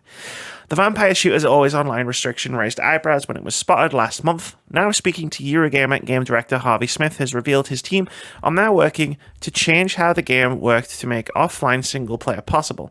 Smith also went into more detail on why Redfall had been designed to be online in the first place, and it's not for the reason you might suspect. Quote, there's no store in the game and there's no microtransactions. You can find costumes and things like that in the world. Those are yours. We do have a DLC plan. A couple of times we'll sell a bundle of stuff like guns, costumes, characters, and, whatever. We're very excited about those things, but it'll just be like DLC that you buy through Xbox or whatever. And there's the Bite Back edition, where you get some of that stuff for free. We had that plan with Dishonored. We have that with every game we make, end quote. And then he went on to say about why it's always online. Quote, it allows us to do some accessibility stuff. It allows us for telemetry. Like, if everybody's falling off ladders and dying, holy shit, that shows up. And so we can go and tweak the ladder code. There are reasons we set out to do that are not insidious, end quote.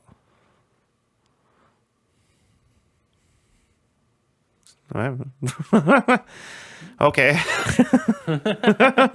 We are not insidious, I swear we're not. said Microsoft employee Harvey Smith. I've got great respect for Harvey Smith. He's made some fucking incredible games. But this was weird because it was just like, oh, it's always online for the telemetry. Cool.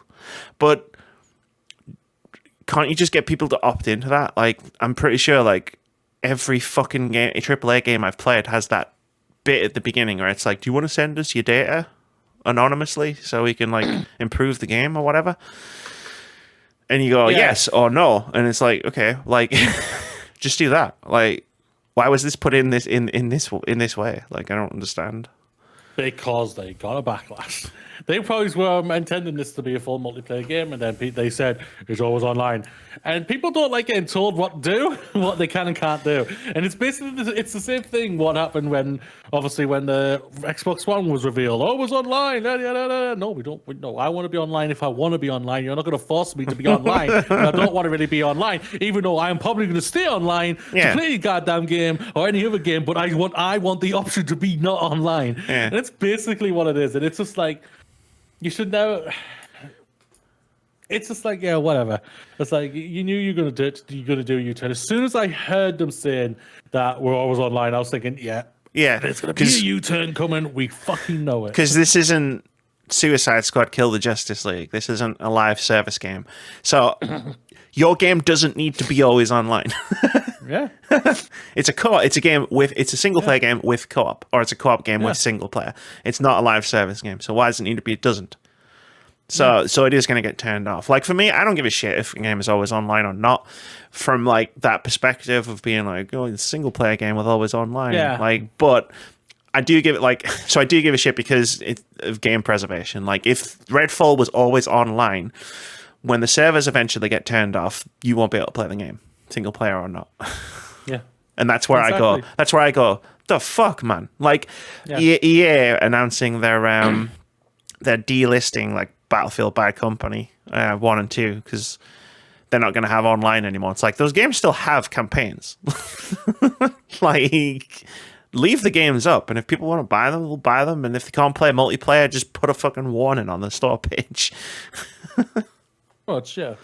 It's it's a whole thing of like fighting that in it when it comes to game preservation and everything. Yeah. People, I think sometimes developers or big corporations like think, oh, because we're all online, we basically could just preserve this anytime we want. Yeah, if you can also switch it off anytime you fucking want, you muppets. Yeah, like, hello. yeah. We've seen this. Like, I made a joke on Twitter. It was because I'm doing a video about game preservation and like the amount of game preservation things that have happened in the last few weeks. Yeah. I tweeted out, I said, I've picked the worst fucking time for this. And someone else went, you've picked the best time for this. And I went, no, I haven't, because I want the script to be finished. But then adding more stuff to it now. But then, you know, fucking Steam stopped supporting Windows 8 and fucking Nintendo shuts down the eShop on 3DS, and I gotta add more stuff to the fucking thing. But no, It'll be a great video. Let's admit this. It's gonna be a great video. I feel like it's gonna be a good one. It sounds very smart. Yeah. Whether it is or not isn't up for me to decide. The more interesting thing that I'm more interested in about when it comes to Redfall and in general is that there was originally going to be a PlayStation 5 version of this, and then when Microsoft took over, they literally went. Yeah. So that was the thing. Harvey Smith was like, "Yeah, we PS5," and then Microsoft went, "Nope, cancel it." Did you see Phil Spencer came out and said had a reply, which was basically like, "Nah, it didn't happen," but the words that he said were very specific. So I haven't got the quote in front of me. I'm not going to go looking for it. What he actually said was, we never pulled it from PlayStation 5. And that's a very specific word. They never pulled it from PlayStation 5. It was never on PlayStation 5 because it wasn't a released game. So they can say that, right? We didn't pull it. Yeah. What he didn't say, we didn't cancel it, which is a different thing. And it's interesting because, one, it's just funny that the game director of Redfall just came out and basically took a massive sledgehammer to Microsoft's arguments about buying Activision Blizzard,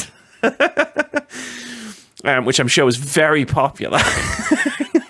Microsoft are like, we won't make everything exclusive. The next morning. We won't make everything exclusive. And then Harvey Smith's out here going, no, yeah, we were going to make a PS5 version of Redfall. And Phil's just like, for fuck's sake. What's that thing you keep on saying, Amy? Remember that day at the Game Awards when all three of them were on stage saying, we can work together type of thing. We want to have games everywhere. Microsoft with a lead charge for that. Gaming is, I posted it on Twitter, was it like, gaming is better when we all work together.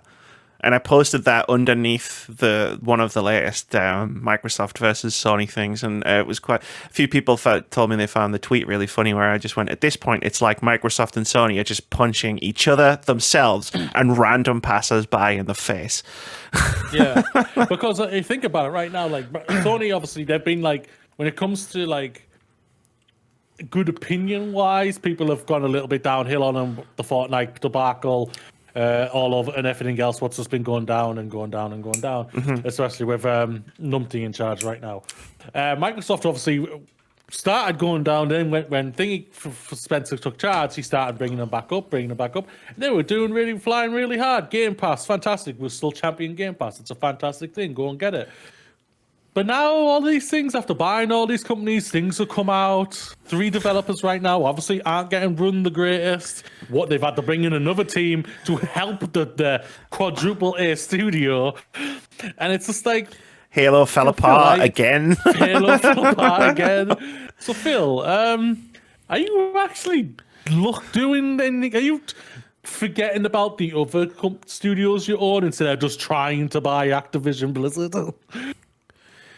It's just ridiculous. It's just like you a watch shit show right now. It's like, and it constantly there's something. And look, the deal's going through, right? Like with all the updates that have happened, it's like, the CMA has turned around and said, yeah, it's more or less, they've changed their opinion, like after having seen the things in Japan, they've signed it off. I don't think anyone in Japan gives a shit about what Xbox do, and then you get other stories that are coming out where it's like the FTC in America, instead of coming out talking about Microsoft, they came out and said, well, actually, Sony's basically killed Xbox in Japan by signing all the fucking popular Japanese games to exclusives on the console. It's like, yeah, they did do that. Yeah.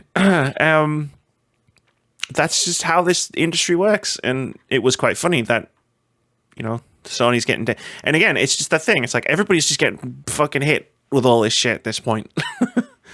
It's just everything you're pointing out about things Microsoft do and have done and things Sony do and have done is all true.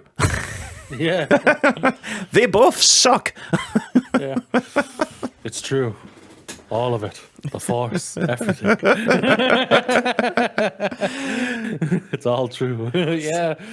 Which is just really funny because I think when all the goodwill that Microsoft were bringing, and now let's just say the goodwill that PlayStation 4 brought at the beginning and everything like that, I think everyone forgot, and I'll say even myself, we all forgot. These are 2 fucking $1 billion. One is $1 trillion fucking company who only care about one thing and one thing only. I never think forgot. A lot of people, okay. Everybody except Amy did not forget this. Amy never forgets. Never forget. When I betray her, she's never going to forget this and never let me live it down. That's why when you betray me, you better not miss. Wait, what? I have to kill you? Wait, what? I don't want to do that. Anyway, I don't want to betray you. Yeah, this is one of the reasons why I think we haven't really talked about the Microsoft, Sony, Activision, Blizzard stuff, except when something massive happens. It's just because 1, it's getting really fucking tedious. 2, none of this is new information. I'll state this right now. So for future Amy, when the news eventually comes out, it's finally gone through. You think it's going to be the main story? Fuck no, we're not putting it in the main story. We're going to put it as Moody's time to shine, and it's probably going to be the last story I pick. We're going to put it in Moody's time to shine, and Amy is going to purposefully play the weirdest fucking game she can find to review it for half an hour at the beginning of the podcast. And you're all going to have to sit there. Well, you're not, because we've got timestamps. But you're going to have to get past all that. Not that episode. Yeah. It'll just be one timestamp, and it'll just be somewhere in here. We mentioned Activision Blizzard being bought by Microsoft. Good luck finding it, fuckers. And then the secret is it's not in there at all. We put it in next week's podcast. Yep. Let's move on to. Let's go to some. So these next 3 stories, I think, it could go bounce off each other. So basically, we'll go to first. The video game industry has been slow to hire black developers. This is from Stephen Totillo over at Axios, who writes, advocates say it's too soon to tell whether the small rise in the number of black people working in the video game industry will be sustained or meaningful. The percentage of black people making video games professionally has been stubbornly low for decades. But a glimmer of improvement appeared last summer when the International Game Developers Association's annual industry survey showed that representation of black people in game development had reached 5% in North America in 2021. Years of prior studies showed the count hovering at 2%. Excuse me, 1 second. Sorry, for audio listeners, I just coughed. The 5% mark has been a goal for Black in Gaming, BIG, an industry advocacy group that has noted the chronically low numbers. Carl Venada, board member of and former director of BIG, told Axios, quote, "I think 5% was really about when you get 5%, okay, can we have some discussions and have conversations about what are the structural inadequacies? Because at 2%, you don't have the people to have a conversation," end quote. Venata said he and BIG members experienced going to conferences of 5,000 people and finding barely 20 black people in attendance. He said members were often the only black person in the room at their games companies. Quote, "We're worse than the mining industry," end quote. The lack of diversity in game development has been a continued concern for people around the industry. Many believe it costs talented people opportunities, chases those who made it into the field back out, and results in problematic or less interesting video games. Any gains are fragile, subject to employers' commitment to increasing diversity, and even recent reports don't show notable improvements at the leadership level. For example, Take-Two Interactive's first public diversity report showed that 5% of its staff in the US were black workers as of the end of 2021, but only 4% were black people. But only 4% were black people managers, and less than 1% were at the VP level or above. Retention is also a concern. Workers of color are often asked by the companies to do extra work to create and promote an inclusive environment, Venata noted, but not necessarily officially recognized for that work in employee reviews nor compensated for it, which can lead to burnout. A bigger percentage of black people in the industry can't be the whole goal, Venata says. Quote, "Now it's about, can we get a more inclusive industry across the board? And can we create programming that will help people become successful from when they enter university until they've become CEOs of their own companies," end quote. This is not just the whole, this is not obviously just the whole, in a whole thing of that, in every industry, this is also, this is not just, and not just in the video game industry, this is in like the industry of part, just like where it starts at like colleges and university. Like I stated before, when I was at college, there was only two, in my final year, there were 2 women, every single person was a white person. There was no black person of color, there was no other ethnic minority whatsoever in my class whatsoever. So I think it needs, like, we need to start from there and work our way. We need to obviously be starting there as well, but also starting in the industry as well and helping this type of thing. Diversity is an incredibly important thing. And it's not woke culture, you fucking morons, I can tell you right now. Just piss off with that. This is something that every single company in the video game industry needs to be trying to push towards and thrive, because with multicultural developing teams, you can bring up some different ideas and different ideas that you, so if like, say, like myself, pasty white dude, who goes, all right, so I'm going to create a video game, I don't want my character to be a white person, so I'm going to go an Asian person. Well, I don't know what an Asian person's like whatsoever. It would be, you don't know what that lived experience is. Yeah, it'll be terribly irresponsible of me to automatically just think of that. This was obviously their experience and everything like that. And I'm just thinking, yeah. And that's not what I want to do or anything like that. That's what none of us should do whatsoever. So sure. Like, if you have a diverse type of team, we can literally have that proper conversation, bring a team together of different minorities, sexual orientations, and everything, and we can all come to. Teams can do that and then come together and say, all right, what's the game going to be? Okay, what's the ethnic minority we're going to go here? Are we going to go for a pasty white dude? I can appreciate, understand it. We don't want to do that. Let's go for someone else or everything like that. How are we going to balance this out? Okay, what's the traits we need to go for? Do we want to step away from the oh bollocks. I had the saying in my I always want to step away from the bollocks. Oh, Amy. Oh, Amy. You know how the lower the tone. I say it to myself all the time. Oh, Amy. You do. Disappointed tone. Oh, Amy. I'm not disappointed. It made me laugh. My brain's not. I was working. The hoping worst thing that is would. It'll come to me probably at the end of the episode, which is going to be annoying. So no, it's fine. I can jump in.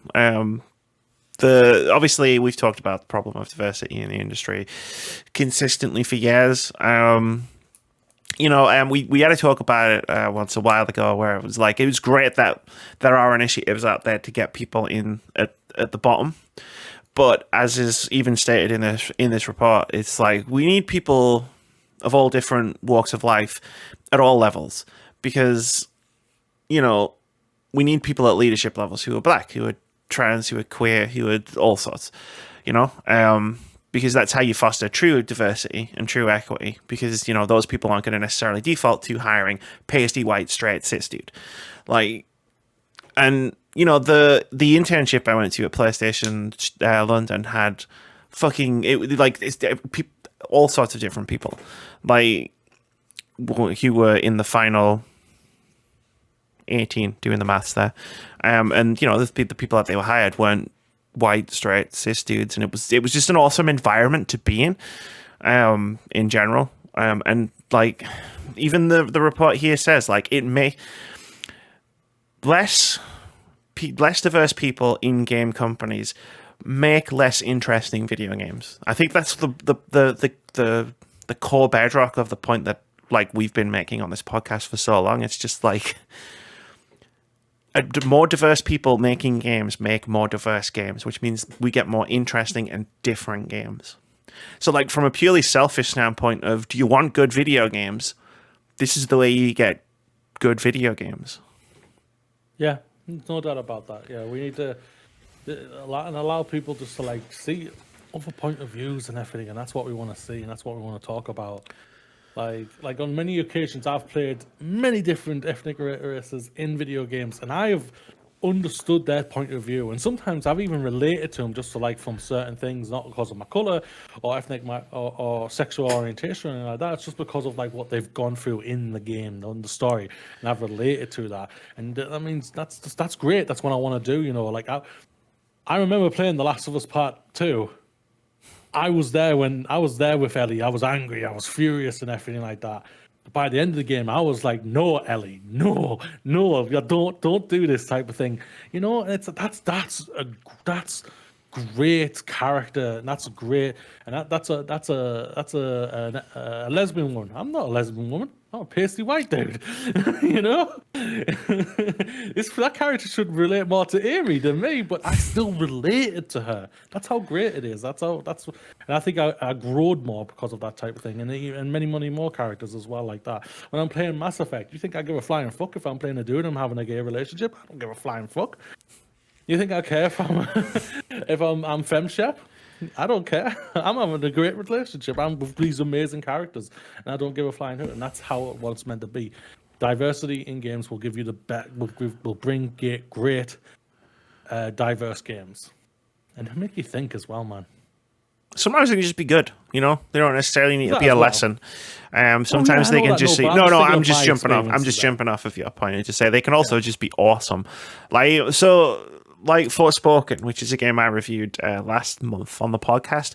It speaks to a very specific type of person, and that definitely wasn't the right way to phrase that, but the words evaporated out of my brain as I started forming the sentence. So if I could figure out a better way to say that, I will. But it's found its audience. It didn't click with me in terms of gameplay. It was the gameplay loop that really didn't click with me, and I loved the story and I loved the characters.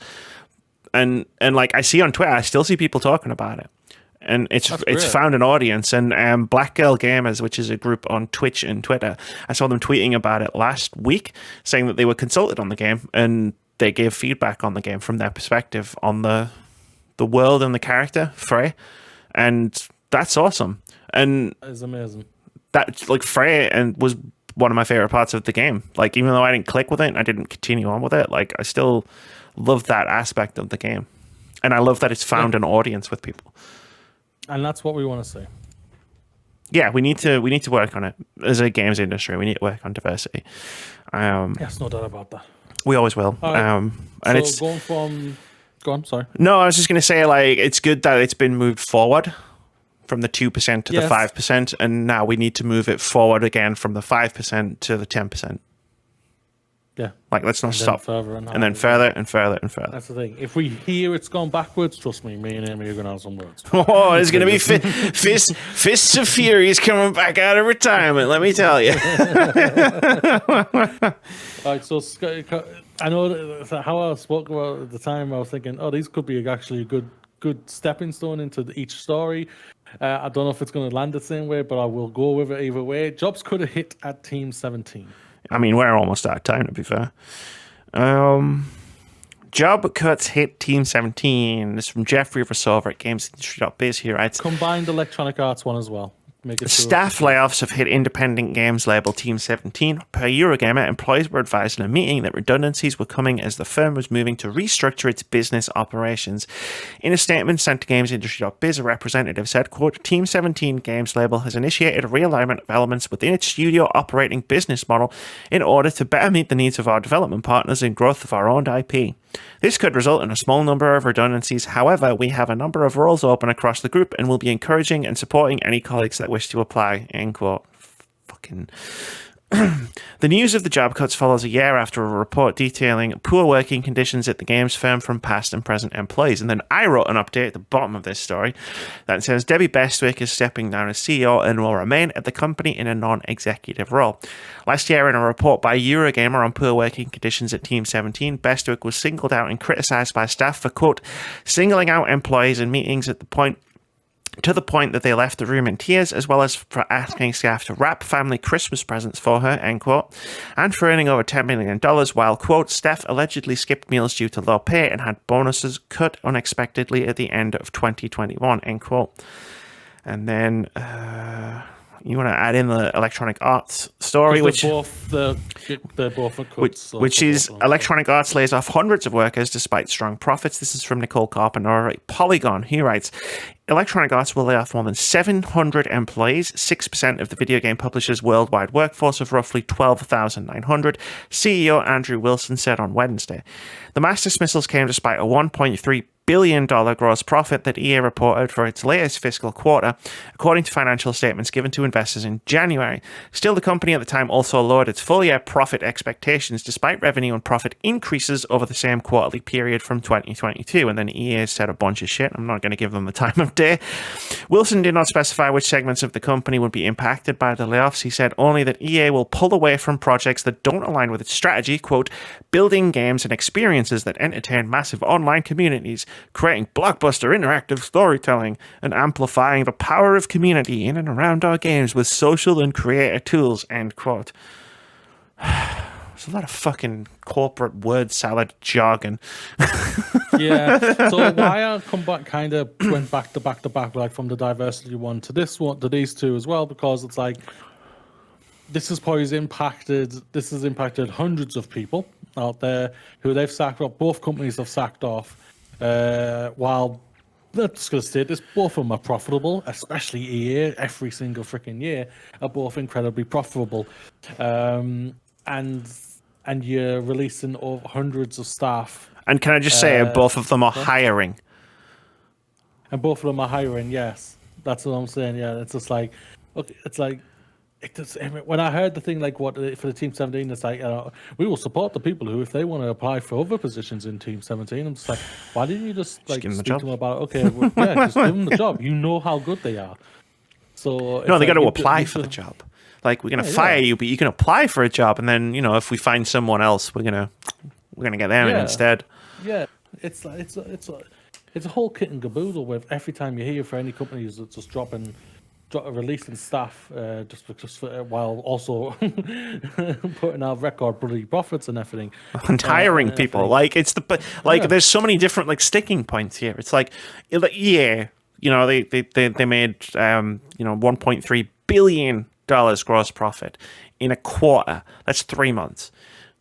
That's not like a year. They didn't make $1.3 billion. And again, gross profit. We're not even talking about revenue. We're talking about gross profit in one financial quarter. And, you know, it's noted that, you know, the company lowered its full year profit expectations. The key word in that sentence is profit. They lowered their profit expectations. So they're still expecting to make money, because that's what, you know, that's what profit is. You know, if they were losing money, we might be having a slightly different tone to our conversation, but they're still going to make money by the end of their fiscal year. And they're laying off 700 people. Yeah. And let's just bring right about when I was talking about the diversity part. It's like a lot of these are probably ethnic minorities. So I think sometimes half of the time that's what happens then when it comes to firings. They go for the lowest of jobs, which is sadly filled with not all pasty white dudes, which is just disgusting, deplorable, and that's going against the diversity thing that what we've been shouting for and everything. And I might be completely speaking out my ass there. I probably am a little bit, but that I can just imagine at the same time, like, so you've got all these positions and you're still hiring and you Team 17, and yet you have fired hundreds of people, and Team 17 you say, oh, but if you want to apply for the other jobs and everything like that, I'm just like, go away, man. And then to the person who was the Team 17 CEO and everything like that, it's just like, we should be saying great things about you. You are. It's rare to see a woman as a CEO for years, for decades, who created this company, and we should be celebrating you. And sadly, for us, you're going out in a whimper because of the terrible things that was reported last year and what we should never have been having to talk about. I hope you enjoy wrapping your Christmas presents. And can I just bring this right back to an argument I heard a lot in February. About supporting game developers by buying games, and you know, had that thrown in my face quite a bit over the past couple of months. And I would just like to take this opportunity to remind everybody that this happens no matter what. EA made $1.3 billion in 3 months and are firing 700 people. You buying a video game doesn't support the developers who are going to get fired at the end of that video game's development, no matter what. A video game, any video game that you choose to use that argument for, could be the most successful video game of the year, of the generation, of the decade, of all time, and people who make that game will still get fired.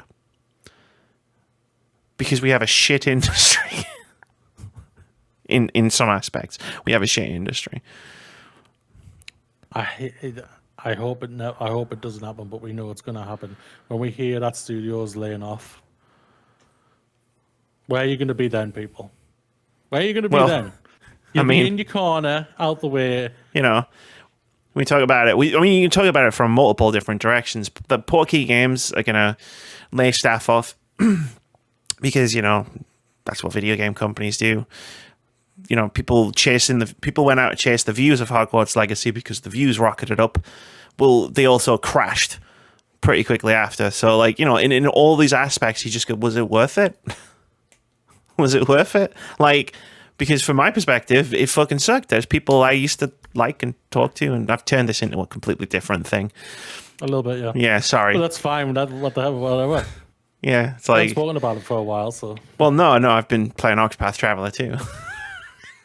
Distracting yourself with a great game. Well, it came at the perfect time, you know, like, for, like, wanting to completely just get into a game for many multiples of hours. But yeah, no, like, to bring it back to my point is just like, hey, support the developers doesn't work. For reasons we talked about last month, but also for this reason. Like, the next time you want to say, well, you know, this developer is problematic for X, Y, and Z reasons, but I really want to support the developers who work there. Just remember this. Just remember this moment. $1.3 billion in 3 months, 700 layoffs. It doesn't matter how successful they are. Until we get the games industry properly unionized with proper workplace protections, it never will matter. That is true. Thank you for coming to my TED Talk.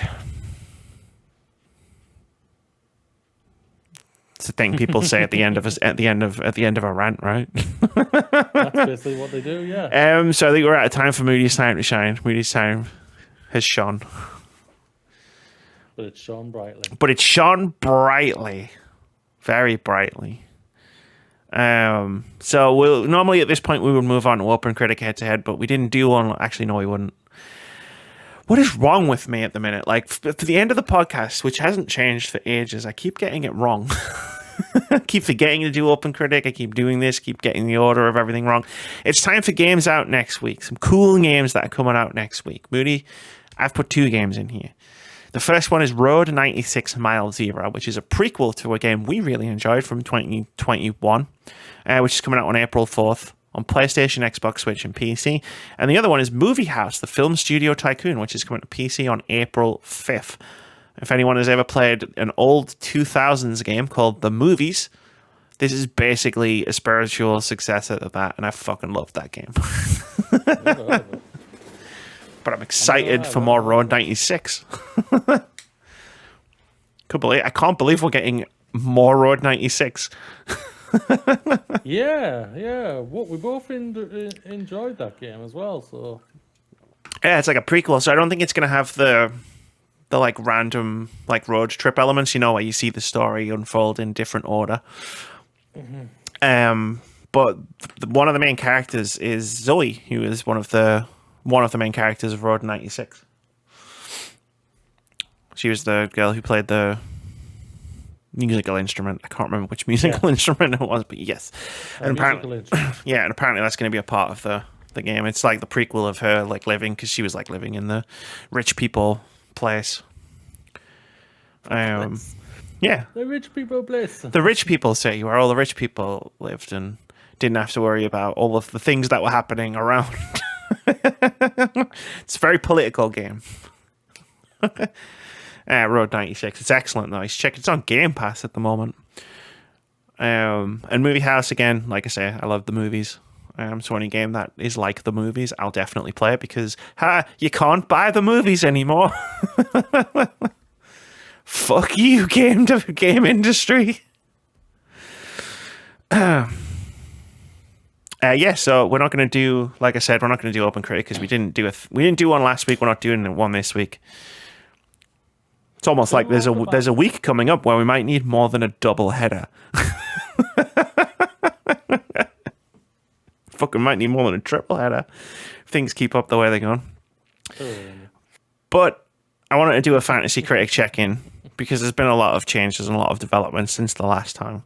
So I'll just quickly run through the standings. Currently in 6th place, we have Roll with Advantage Games, which is Fitz's team, with 12 points. Then in 5th place, we have Risk Taker Interactive, which is Elf Daughter's team, on 19 points.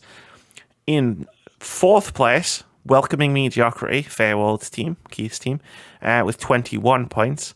In 3rd place, this is the big story of Fantasy Critic this week. In 3rd place, with 31 points, what's the worst that can happen? Which is Russell's team. He's never been this high before.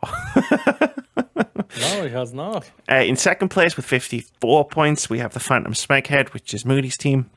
And then in 1st place with 60 points, the actual queen of the indie games trademark, which is my team. And we don't have any games coming out for a while. Yeah, you and me don't have nothing. We're good till June. Yeah. So everyone else is going to finally start catching up. Like, you got Star Wars, Survive. You got obviously Legends of Zelda. So Russ, does he have his points? Because he's got Dredge. Squad, that's been pushed, isn't it? That's not the date. No. So this is what I said. This is what I was saying. This is what I was saying. You know, when you wanted to see if you want to put it in, and I said no, it's a Jeff Grubb thing. Still hasn't been announced. So I don't know whether it was a rumor that Jazzy Jeff Grubb started. Mm-hmm. Well, I did counterpick that game. I mean, that's fair. I went for it. I thought, you know what? I'm gunning for that. You're going for a not a 0 point counter pick. You're going to be like, maybe I can get some actual points out of this. I was flipping between that or Redfall because I'm not hearing great things about Redfall either. It's very Redfall's a dangerous one to counter pick. I feel like Redfall's a more dangerous one to counter pick than Suicide Squad. I agree. Yeah, I do agree with that. I'm so annoyed with what's happened with Dark and Darker right now. Obviously, with what's happened right now, it's a deplorable thing. And if that studio has actually done that thing, if that's the case, I'm going to delete it out of your team, and you don't have to spend a drop on it because I think that's only fair. Can I get some cash back for that? I'll see if I can do that. I don't know if I can do that. I have to figure out how the system works, but like so like obviously most of my points came from Resident Evil 4. Yeah, getting a 92, points. 25 That's incredible. points. That's incredible. Like, we've got our review coming hopefully next week and everything for it, but excuse me, that is incredible. We want to hear great things like that. Not just on Fantasy Critic, but like hearing that people are enjoying. Just in general. Like we're both enjoying. Like I feel it's safe to say that we're both enjoying the game. Yeah. But there's a thing I need to talk about this. I need to talk about this on this podcast right now. Because you and I don't have any games coming out. I'm sitting on 60, you're sitting on 54, and we're first and second. Russ could be in first when Zelda comes out. Theoretically, yeah. Theoretically, there could come a moment where we open Fantasy Critic, and what's the worst that can happen is in the lead. And I'm going to be honest, like, yeah, he's also got Starfield and Final Fantasy VII. We'll see if that comes out. But like his pickups, the games that he's been buying, are as solid as ours. Yeah. I never even heard of Drench until the game came out. So it reviewed well as well. Like, and I've played the first couple hours. It's really fucking addictive. Yeah. But yeah, no, he's got some solid pickups. Like, we have to get him on. If he ends up in first place on Fantasy Critic, even if we just get him on for the Fantasy Critic update, we have to get him in to just be like, dude, you're first right now. Because that's wild. Like, if anyone hasn't been following along our Fantasy Critic misadventures for the past few years, like, he has been last every year. Like, consistently, like, as me and Moody fight over first place, like, and everybody else like shuffles around in the middle. Like, he's literally starts off bottom, finishes bottom. But he's pulled it out. Like, fair play. When I was working out like points totals and stuff, and I was like, he legitimately could overtake you and me. It's going to be an interesting one because obviously his next game is that game. Has it actually added in Drench yet? Dredge is in. Dredge is added in. Yeah. So his next game is Legend of Zelda. So let's see. You got 25 points for 92. Yeah, because you get 1 point. If he gets 25 points, he'll go above me. Mm-hmm. But you'll still be first. Because you'll have... But let's just be frank, AJ. We think Zelda's going to review at 92. 53. You'll have 53. So if he gets another 4. So if it gets to 96, he'll be in first. And let's be fair. If there's one game that's going to get a 96... it could be that. It's The Legend of Zelda Tears of the Kingdom. This is what I was working out, where I was like, is it possible? And I was like, it is possible. You got to remember, man, on Metacritic, The Legend of Zelda Ocarina of Time has 99.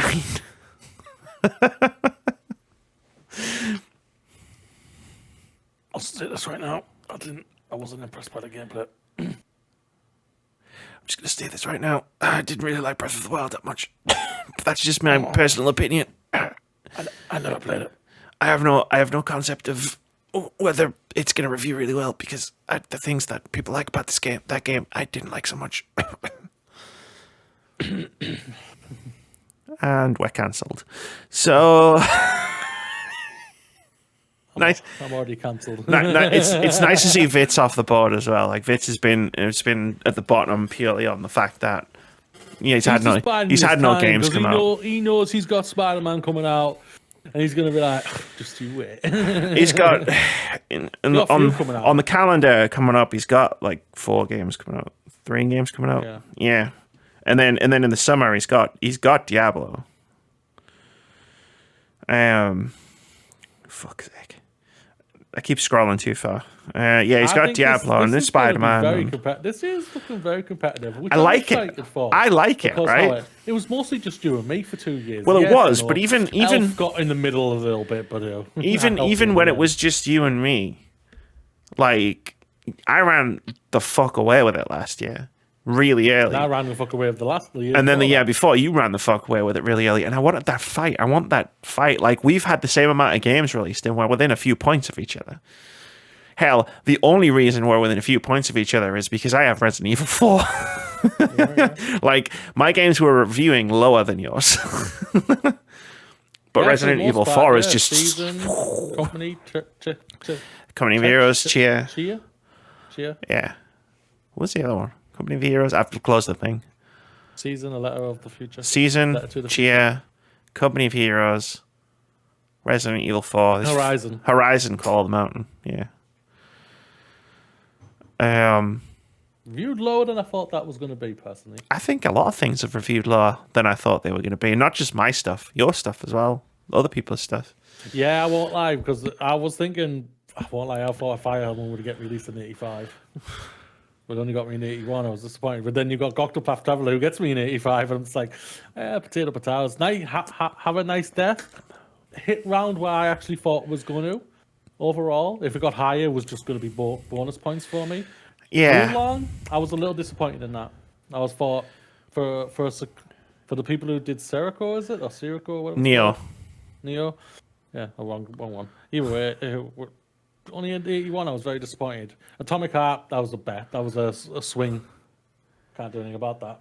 Yeah, it was like, well, when you got it, it was like, oh, there's this weird like immersive sim that looks kind of cool that's coming out, and then like, oh, maybe it's Russian spyware that will accidentally conscript you into the Russian army. Yeah. I'm lucky it didn't get negative, so got some points. Yeah, I got 4 points. That's all good. But no, it's good. Like it's going to be a fun competition this year. I'm hoping when in June we get a Plucky Squire date. I mean, I'm hoping for a lot of things, just personally. True, like, yeah. Like, again, like Yeah, I'm never thinking about Fantasy Critic. I'm literally just like, I want to play some of these games. Thanks. Yeah, gimme. Do not make me have to fucking bend the rules again in 2024 so I can have Hollow Knight again because I've had it every year we've done Fantasy Critic. Please. I just want to play. Yeah, but if you win, you will get to pick that. I know, You but if I win, don't, someone's going to pick someone else is going to pick it. I'm literally. because next year could be looking pretty. If it doesn't come out right, and I'm going to have to tank if I want to keep the meme going. And I am committed, but I don't know if I'm that committed. We have to go. We're done. The podcast is officially done. It's been fun. Do you have any final words of thoughts of wisdom to share with the class? Yeah, why not? And I've gone for positivity. Okay, I've gone for positivity this time. I won't say fuck the Tories. Fuck the Tories. Everybody, the weekend is here. I hope everyone has a great time. Keep your face always towards the sunshine, and the shadows will fall behind you. Be safe and have a great weekend. Awesome. Thanks very much for watching, everybody. We'll see you all next week. Say bye, Live long and prosper. All that. Almost.